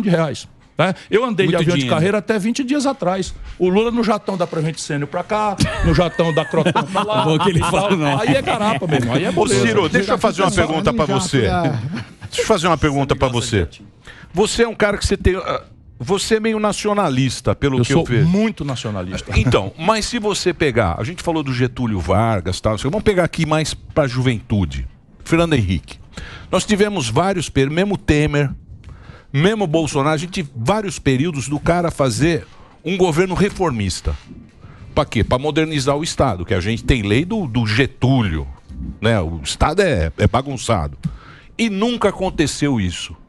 Sempre aparece e fala, puta, esse cara vai... Mesmo o Michel Temer lá, que falam que foi golpe ou não, você fala, porra, em 2 anos o cara... Mas chegou na hora, veio aquele negócio, juntou lá a turma do, sei lá, do Centrão, sei lá que é, do sistema, vamos chamar assim, segurou o negócio e não rolou. Por que que não acontece isso? Emílio, essa é a pergunta. Quem são os caras que mandam? Porque não é PT... Não é Bolsonaro. Isso é tudo laranja. Não é tudo bobagem. Isso é tudo laranja. Quem são? Onde é que estão esses caras que não deixam isso acontecer? Essa é a pergunta. A questão básica é o seguinte. Mas tem que dar nomes aqui. Eu vou dar o nome. Você tem o seguinte. A ilusão no Brasil de que as coisas estão todas erradas e que em Brasília parece que tem um manual de fazer as coisas certas e os caras são tão sádicos, tão perversos que vão lá e fazem tudo errado de propósito. Essa é a versão, né, despolitizada que o PT espalhou, que é o grande desserviço que eles prestam, desqualificando a opinião crítica da juventude brasileira e da nossa cidadania. Eu estou tentando explicar o inverso. Não é não. O que está errado no Brasil está errado para cristalizar, engessar um punhado de instituições que protege o mais perverso pacto de concentração de renda da história do planeta Terra. Acabou o mandarinato do Lula? 5 brasileiros acumulam a renda dos 100 milhões de brasileiros mais pobres e de classe média. Sabe, isso não existe em nenhum lugar do mundo. Mudou com o Bolsonaro? Não, está se agravando igualzinho, a mesma coisa. Por quê? Porque atrás da retórica é o mesmo modelo econômico. É o baronato? Mas eu posso fazer... É o baronato. Então eu vou te dizer quem são. Então, o Brasil tem... Elite dominante. O Brasil tem 4 dos 10 bancos mais lucrativos do planeta Terra. Uma economia atrasada, subdesenvolvida, estagnada há 11 anos, tem 4 dos 10 bancos mais rentáveis do planeta Terra. O lucro da Petrobras, distribuído como lucros e dividendos, é o maior do mundo. Não é a Amazon, não é a Apple, não é a Microsoft, não é o Steve Bezos, não é a SpaceX, sabe? Jeff Bezos. Não é uma empresa chinesa, é a Petrobras do Brasil. Aí você olha assim, é irrazoável? Olha aqui, 38% foi o lucro da Petrobras no ano passado, esfolando a sociedade brasileira, porque tem um monopólio na prática, falta de capitalismo, e o segundo lugar, 9%. Mas, Ciro, deixa eu só fazer um break para a rede de rádio agora. Boa. Só um breakzinho para a rede, a audiência está muito boa, viu, Ciro? Tá muito boa. Bom. Será que você muda aí Vai mudar o ponteiro. Tô virando hoje. A pesquisa. Será que vai virar essa pesquisa? Tô virando hoje, você não tem erro. Já foi lá, você sabe quantas views, quantas visualizações teve o meu YouTube ontem? Quanto? cirotv.com.br, 3.892.000 visualizações. Tô quase chegando no pânico. Mas você acha que... Bom, então vamos pro break. Só o break da rede, a gente continua aqui na TV Jovem Pan. Muito obrigado pela sua audiência. Vai lá, Reginaldo. Muito bem. É que ele fala muito sobre... O Ciro fala muito sobre extrema pobreza, miséria e modelo econômico. Só que o partido dele votou contra o marco do saneamento. A gente está falando de um marco do saneamento que foi agenda do Ministério da Economia, foi proposto e pautado pelo governo, e você tem... 1 trilhão de reais que vão ser investidos nos próximos 10 anos, 100 bilhões já foram investidos. Para dar o que para as pessoas? Água, acessibilidade e esgoto. E mais, isso daí ajuda também no combate a doenças, que a população que não tem acesso a esgoto sofre com doença de país subdesenvolvido. Por que o discurso não casa com a realidade, Ciro? Porque o seu partido ele vai contra um marco que foi bem-vindo e foi bem visto, e é bem visto por qualquer país desenvolvido. Deixa eu dizer, meu partido conhece o Brasil verdadeiro. E essa é a razão pela qual a maioria votou contra, embora alguns de nós tenhamos votado a favor. E eu teria emendado e votado a favor. Mas deixa eu explicar por que nós votamos contra. Porque o Brasil é muito diferente um do outro, um pedaço de Brasil do outro. Você está olhando para mim e rindo. Mas deixa eu te explicar, você não tem a menor ideia do que está acontecendo hoje em Rio Branco, no Acre. Você não tem a menor ideia. Por quê? Porque o mesmo marco regulatório do saneamento, quando privatiza a SEDAI no Rio de Janeiro, está desconsiderando que existe uma zona oeste e uma zona norte dramaticamente pobre e uma zona sul dramaticamente rica. E o custo do imobilizado, que nunca se indeniza, sabe, é impagável pelo perfil de renda do nosso povo. Essa é a nossa preocupação. Então, qual é a ideia maravilhosa do marco, que foi relatado por um grande companheiro meu, amigo de longa data, Tasso Ribeiro Gereissati, que é disparado o cara mais preparado que existe hoje no Senado Federal brasileiro. Ele que relatou, e é uma pessoa com quem eu comecei a vida, nós trabalhamos juntos a mudança do Ceará. Agora, quando chega no Rio Branco, no Acre, para você fazer um consórcio, a Prefeitura de Rio Branco vai ter que subsidiar todos os municípios ao redor que são deficitários. E ela está se recusando a fazer. Sabe qual é a tendência? É tudo que acontece no Brasil hoje. Você privatiza o filé e deixa a carne de pescoço e o osso para ser financiado com o Estado. Veja o que aconteceu nos aeroportos. É só essa a nossa preocupação, entender o Brasil verdadeiro. Sabe o que aconteceu com os aeroportos? E não foi o Bolsonaro. Foi Lula, Fernando Henrique, né, que fizeram várias concessões de aeroporto. A Infraero tinha ali 70 aeroportos, vou fazer aqui números redondos para não ficarem pegando no meu pé. 15 são rentáveis, o resto não é rentável. O que é que os militares fizeram ao criar a Infraero? Subsídio cruzado. Você pega um aeroporto muito rentável, obriga a pagar um pouquinho mais para pagar o aeroporto de Macapá, que não é rentável, de Petrolina, que não é rentável, de Caxias do Sul, que não é rentável e tal. O que é que fizemos? O Galeão foi privatizado e retornou, voltou atrás. Desistiram, né? Desistiram. Não, mas tudo bem, mas tudo que você está me falando... As concessões de estrada do Paraná, por causa dessa coisa de ideologia, de intoxicação ideológica que não consulta a verdade brasileira. Mas tudo isso que você está falando tem a ver com o aparato burocrático. Não, irmão, tem a ver com o fato que nós temos a maior concentração de renda do mundo. E o custo da tarifa de operação do sistema de esgoto é impagável para os pobres. Então, porque esgoto custa caro. Deixa eu te dar um exemplo de novo. A CAGES do Ceará. A CAGES do Ceará dá lucro. Dá lucro, nós não precisamos privatizar. Agora nós fazemos o quê? Espancamos o capital privado? Não. Estamos fazendo uma PPP gigantesca em que a iniciativa privada entra e a gente vai contratar o serviço pronto e imobilizado. Ó, aqui como eu governo, com a cabeça. Ceará, todo mundo tem saneamento, né? Em Fortaleza, quando eu tomei posse, era 13% dos domicílios, quando eu deixei era 68%. Como a cidade continua crescendo, diminuiu, meu irmão foi lá e botou de novo em 70%. Tá apoiando o Lula agora, hein? Falou que no segundo turno o Lula e Bolsonaro vai com o Lula, hein? E quem não vai, né? Eu não preciso responder isso. Vai pra Paris. Eu não preciso responder isso porque eu vou estar no segundo turno. Olha o sucesso aqui. Vai pra Paris aí. Coloca o óculos do Ciro. Onde você tá? Ciro no Pânico, Trend Topics Global. Aliás, eu aluguei um lugar no Trend Topics do Brasil, só as pesquisas não estão vendo. Ô, Ciro, deixa eu fazer uma pergunta pra você. Antes que muda do... Eita, animou a festa. Ô, Cirão, o negócio é o seguinte, mas a turma quer saber. Pergunta, todo mundo quer saber. Você vai Deixa o Piperno falar. Oh, meu Deus, mas no meio da pergunta... Pô, o Piperno, o olho dele brilha quando o Ciro fala. Deixa eu terminar. Convidado especial. Deixa eu terminar, eu não pergunto mais nada. Até o final do programa. Vai acabar o programa. Não, eu queria... Não, tem vendo. Queria saber, a turma quer saber também, se você vai pagar o Fernando Holliday pela aquela sua fala racista, se o senhor se arrepende de ter chamado ele de Capitão do Mato. Eu nunca fui racista na minha vida. A minha denúncia só dessa vez desse vereador é uma circunstância simples, é que eu considero ele uma pessoa dramaticamente racista. Por quê? Porque eu me choquei quando um jovem negro se elege vereador de São Paulo, eu vibrei com essa notícia e de repente a primeira providência dele é acabar com o Dia da Consciência Negra. É só isso. Eu fiz o que todas as entidades negras e de afrodescendentes no Brasil fazem. Ou você acha que não é de denunciar o comportamento do cara que o Bolsonaro botou para mas você se arrepende de ter chamado ele de Capitão do Mato? Porque ele para mim, ele foi usado só como exemplo de como o racismo estrutural invadiu até a alma de muitos negros. Então eu não devia ter escolhido ele como exemplo, só me arrependo por isso. Mas a minha denúncia permanece vivíssima. O Brasil é um país racista e nós precisamos denunciar o racismo. Mas você acha que ele tem que andar junto, alinhado, como o negro da esquerda pensa? Não acho isso não. As coisas têm mérito. Você acha ou não acha importante que haja um dia em que nós chamamos o... Eu acho que sim. Então, eu sou racista por causa disso? Eu estou dizendo que você é? Não, mas você falou que ele sim. A sua colocação foi mais ou menos isso. É pública. É porque é pública. Você é uma pessoa privada que pode perfeitamente defender até racismo.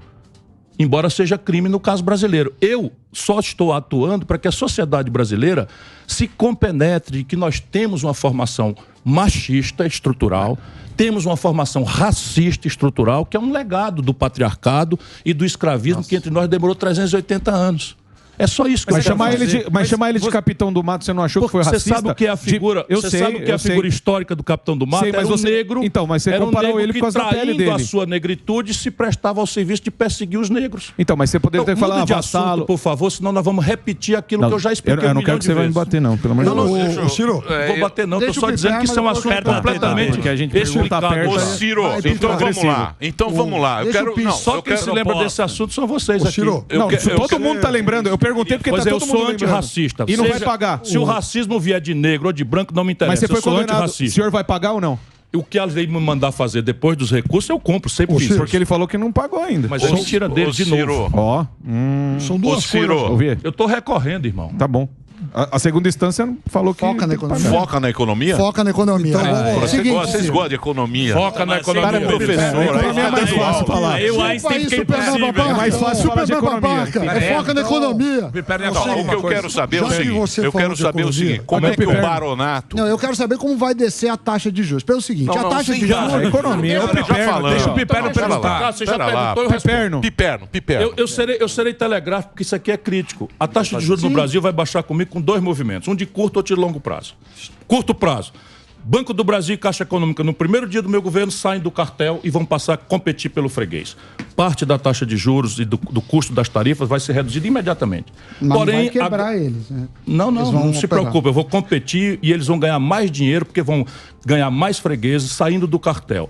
É só entender que está nos ouvindo. Se todas as padarias de Jabaquara se combinarem, o preço do pão não vai mais ser o preço da competição, vai ser o preço que foi combinado. E isso não é capitalismo. Eu vou estabelecer um choque de capitalismo no setor financeiro brasileiro que está cartelizado mesmo. 85% das transações financeiras na mão de 5 bancos.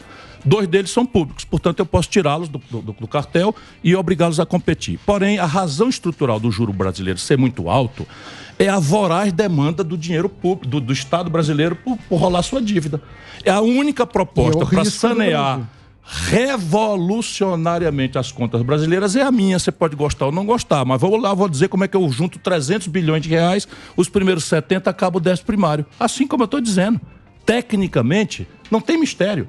Eu corto 20% das renúncias fiscais que o Lula e o Bolsonaro fazem, a que a Dilma fez, tudo igual. Mas sabe aqui no Brasil, de indústria, de agro... Não, é seletivo. Vou te dar um exemplo prático para o povão nos acompanhar. Hoje, salmão, queijo suíço e filé mignon não paga PIS/COFINS a pretexto de estarem incluídos por lobby na cesta básica. Sabe quanto é a renúncia fiscal de 36 produtos suntuários que o povo só conhece eles pela televisão, nas novelas da Globo? 8 bilhões de reais por ano. Com 8 bilhões eu boto 1 milhão de crianças numa creche de tempo integral. Mas aí não vai mexer no queijo suíço também? É muito bom. Mexe no nosso misto. Peraí, eu tô prometendo 300, eu só achei 70. Por isso que os caras vão embora. Eu vou Caetano cobrar. Veloso. Esses caras são Só tudo... come vaga. Cobrar. Você acha que o Caetano Veloso vai ficar do seu eu lado, vou cobrar porra? imposto sobre lucros e dividendos empresariais que eu já cobrei quando fui ministro da Fazenda do Itamar e que o mundo inteiro cobra. Mas o mundo inteiro. Claro que eu vou consertar, porque isso é um sistema, é um modelo tributário.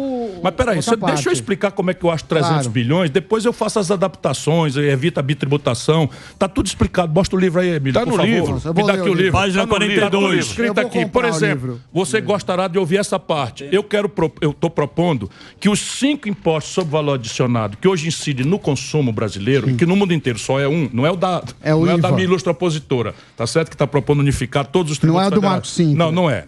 É a seguinte, só sobre o valor adicionado. ISS, IPI, ICMS, PIS, COFINS e contribuição social sobre o lucro líquido, na minha proposta vira um tributo só, que é o IVA. O IVA... Por que nunca passou? A única proposta de dizer como é que passa sou eu.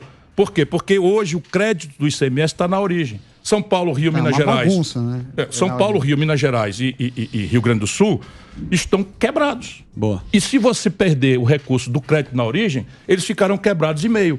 Portanto, eu tenho que indenizar esses estados para viabilizar o IVA. Como? Pegando os 600 bilhões de reais da dívida consolidada dos estados e municípios, reestruturando essa dívida, deixando de 12% a 15% da receita de cada lugar desse na mão do governador, em troca do apoio deles no Congresso para eu tirar o Brasil dessa crise eterna de se vender para o Centrão, e de outro lado eu indenizo os estados para que eles possam fazer. Deixa eu falar uma coisa. Vai lá, deixa ele falar. Por favor.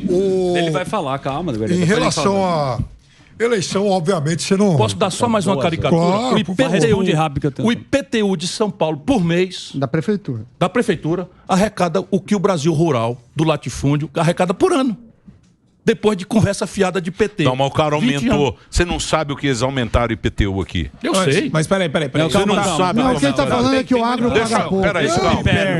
Piperninho. Vai lá, Pipi. Você tá falando do IPTU versus ITR. Mas você, desde que começou a campanha, você tem, segundo as pesquisas, de 6% a 9%. Você não tem se mexido muito em relação a isso. Desde a outra, né?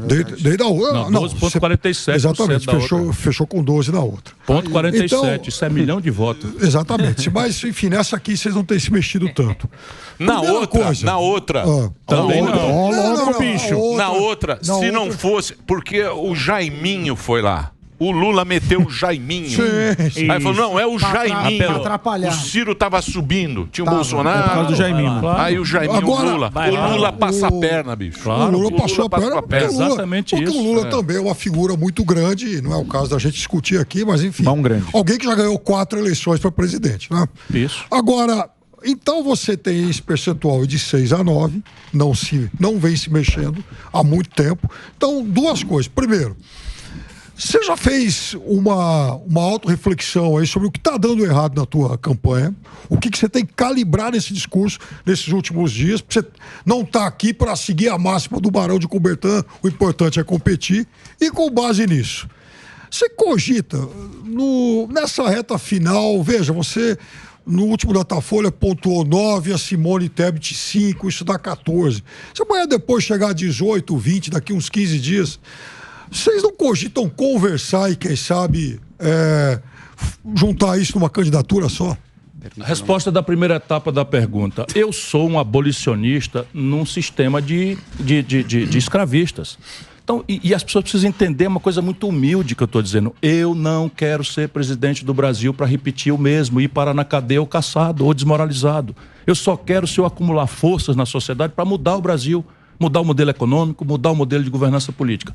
Ponto final. Então, todo dia eu estou aprendendo, todo dia estou me aprimorando, todo dia estou tentando fazer uma autocrítica, se tem algum problema que sou eu, estou tentando.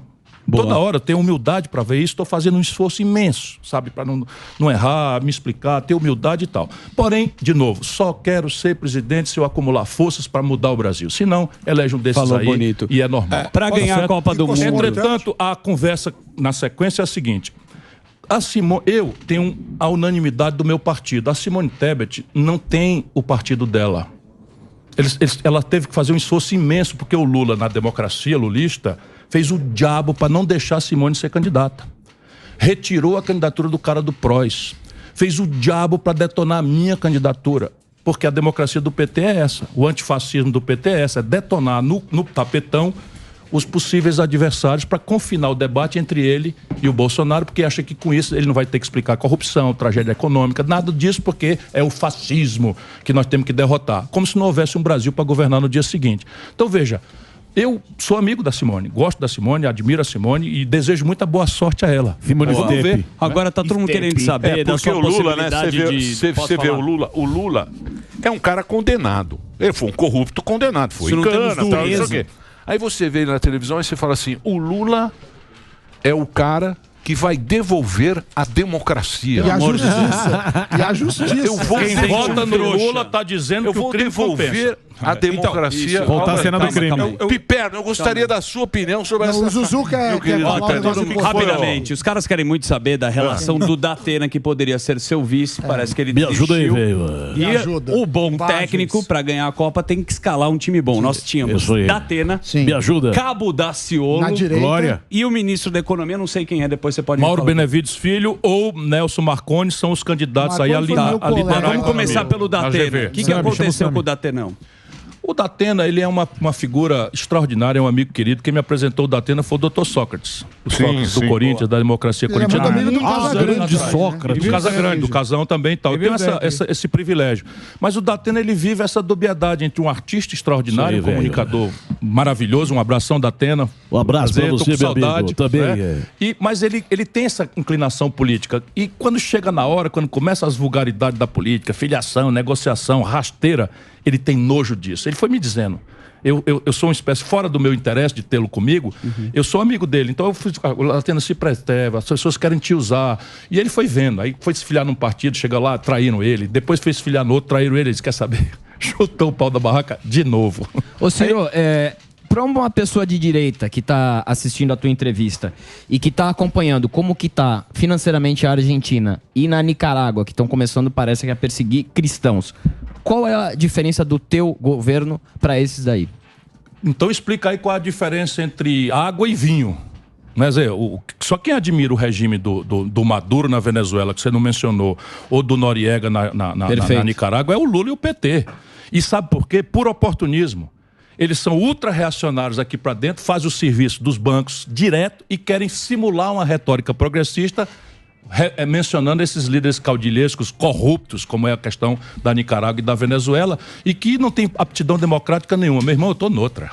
Eu estou noutra completamente. E a Argentina e o Fernandes? Lá é o seguinte, qual é o problema da Argentina? Você viu o que ele falou? Ele falou que o problema são os velhos, que os velhos estão vivendo muito. Tem que morrer logo. logo. A Argentina está exportando muito. Ele falou o seguinte, o problema da Argentina... E que a Argentina exporta muito, ele falou que não dá... O problema da Argentina é o seguinte, é que eles foram longe demais nesse modelo que está indo, para onde está indo o Brasil. Você já disse isso. Mas lá eu já fui consultor, quando eu tinha abandonado a política, tinha me afastado e tal, eu fui contratado por uma agência de publicidade do Brasil para dar consultoria a um pré-candidato a presidente da República da Argentina. Né? Então, até isso eu já tive na minha biografia, eu estou contando que nunca ninguém contei, não posso por dever de sigilo profissional. Mas eu fui para lá e mergulhei na questão da Argentina, mesmo eles foram longe demais nessa modelagem. Nós temos aqui o Banco do Brasil e a Caixa Econômica. Sim. Eles destruíram o sistema financeiro deles, não tem mais nada. Eles destruíram a indústria nacional argentina. Mexeram na taxa de câmbio de uma forma absolutamente criminosa e demagógica. Devastaram a economia argentina. E é uma sociedade extremamente radicalizada sob o ponto de vista ideológico. Sim. Esse ambiente de ódio que está lá, que estão tentando também aprofundar no Brasil, deu nesse atentado contra a Cristina e tal. E veja, o Brasil não pode continuar nessa direção. Nós ainda temos margem para isso, porque graças a Deus nós temos uma elite. Em todo mal tem um lado bom. A elite brasileira preservou o sistema nacional financeiro. Nós temos um sistema financeiro brasileiro, moderno, cuja conta é real e moderno. Não é? Eu me lembro, eu fui morar em Boston. Sim, demorava o cheque. Demorava uma semana para fazer uma compensação e eles aqui eles 2 dias, até por causa da inflação. Naquela época. Hoje, assim, é tempo real. Então, isso é o lado bom da tragédia. Nós preservamos o sistema rígido do Brasil. Nós ainda temos 11% do PIB de base industrial. Era 34%. O lulopetismo devastou a indústria brasileira, caiu de 34% para 11%, mas ainda tem aí uma base, né, na indústria de base, na metalmecânica, na petroquímica. Você ainda tem uma base para fazer a grande virada. E a compra governamental brasileira é tão poderosa pela escala do mercado doméstico que a gente pode ganhar o comércio exterior em saúde, complexo industrial da saúde. Nós estamos importando 17 bilhões de dólares do estrangeiro todo ano. Está aí o dinheiro sendo gasto. Eu queria aproveitar a toada... Ô, Ciro, como é que você se coloca assim? Você... Não, eu sei, vocês vão ficar brigando. Não é brigar. Não vamos ficar brigando. Glória a Deus. É bonitinho, é bonitinho. É bonitinho. Eu vou fazer bonitinho. Eu quero papo de comadre. Deixa eu falar sério. Deixa o Bonner falar. Não quero unir nada. Eu só quero saber do Ciro. É gostoso entrevistar o Ciro. É legal, ele fala bem. Eu gosto de pessoas legais para entrevistar. Eu acho gostoso o papo do Ciro. É legal mesmo. Como é que você se coloca assim politicamente? Porque hoje em dia eles falam que a gente está dividido entre direita e esquerda. Sim.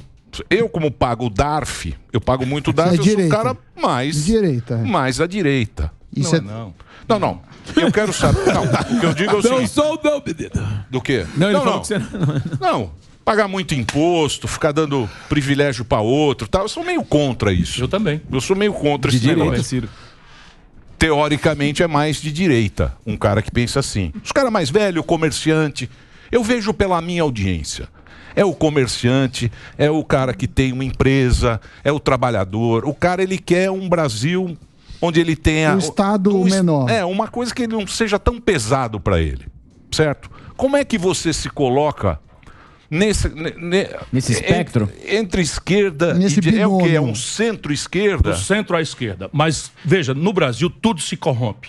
Se corrompe também essa adjetivação, porque o PT é social-liberal, o PT é de centro-direita. Não. Essa não dá. Quem? Essa daí agora é um soco no estômago. Então eu retiro o soco. eu sou da paz. Eu vou explicar por quê. O estômago o Morgado já tirou. Ele odeia números. Deixa eu dizer como é que essas coisas se representam. Na velha França, onde nascem esses termos esquerda e direita, era o seguinte: os jacobinos, que eram mais comprometidos com a sorte do povão, se sentavam à esquerda do parlamento a partir da Revolução Francesa. Os girondinos, que eram mais reativos, defensores de uma burguesia emergente, mas de uma burguesia, eram mais à direita. Ambos revolucionários contra o absolutismo. Dali nasce essa classificação. Por que eu disse isso e ele se insurge contra? Vamos aos números. Vamos lá, o Estado brasileiro é grande? Vamos raciocinar juntos. É enorme. É enorme. Então vamos fazer a radiografia dessa enormidade. O Brasil tem mais ou menos polícia do que o necessário.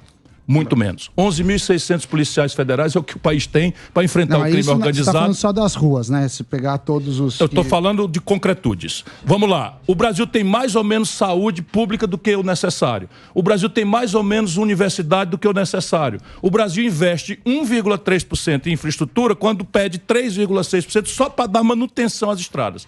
Onde é que o Estado brasileiro é de fato grande? Ele é grande demais porque explodiu o gasto com dívida, juro para banco, e explodiu o privilégio previdenciário, em que 2% dos beneficiários levam a metade de tudo. O Bolsonaro deu 9% de aumento para os generais, acima do teto.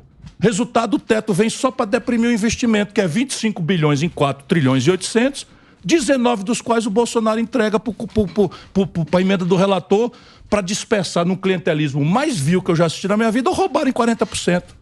É disso que se trata. E eu vou para lá para mudar isso. Eu sei onde as andorinhas dormem, eu sei quanto eu vou sofrer, eu sei quanto é possível e eu sei que eu posso conseguir. Então, veja, nós precisamos sair disso e tentar aterrissar. Por que o Lula é social-liberal? Porque o Lula conservou esse modelo.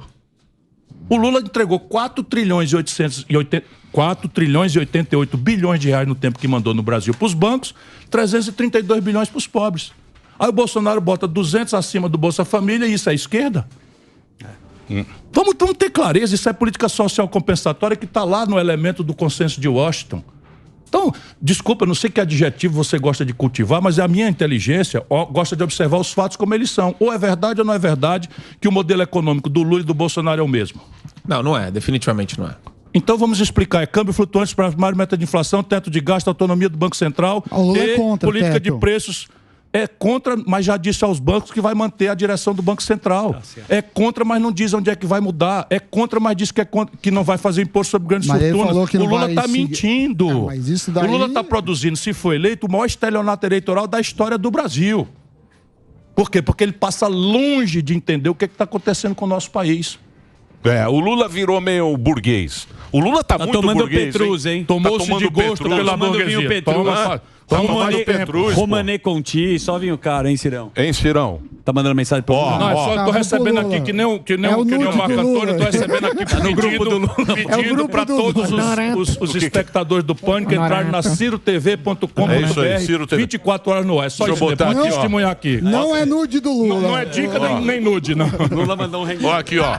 Olha aqui a foto do Ciro. Tá bonito na capa do livro. Dá um close aí, ó. Tá galã, hein, Ciro? Ô, Ciro, obrigado por você ter vindo. Boa obrigado a vocês. Obrigadão. Você sabe que é gostoso trocar ideia, é gostoso. Pô, o papo com você sempre é muito bom. Ó, e se o Lula não quiser vir, eu topo vir no lugar dele. Vem de barba, hein? Não dá porque ele é de direita. Pode ser o Eu trago, eu tô te devendo, vou trazer. A gente vai leiloar. É isso aí.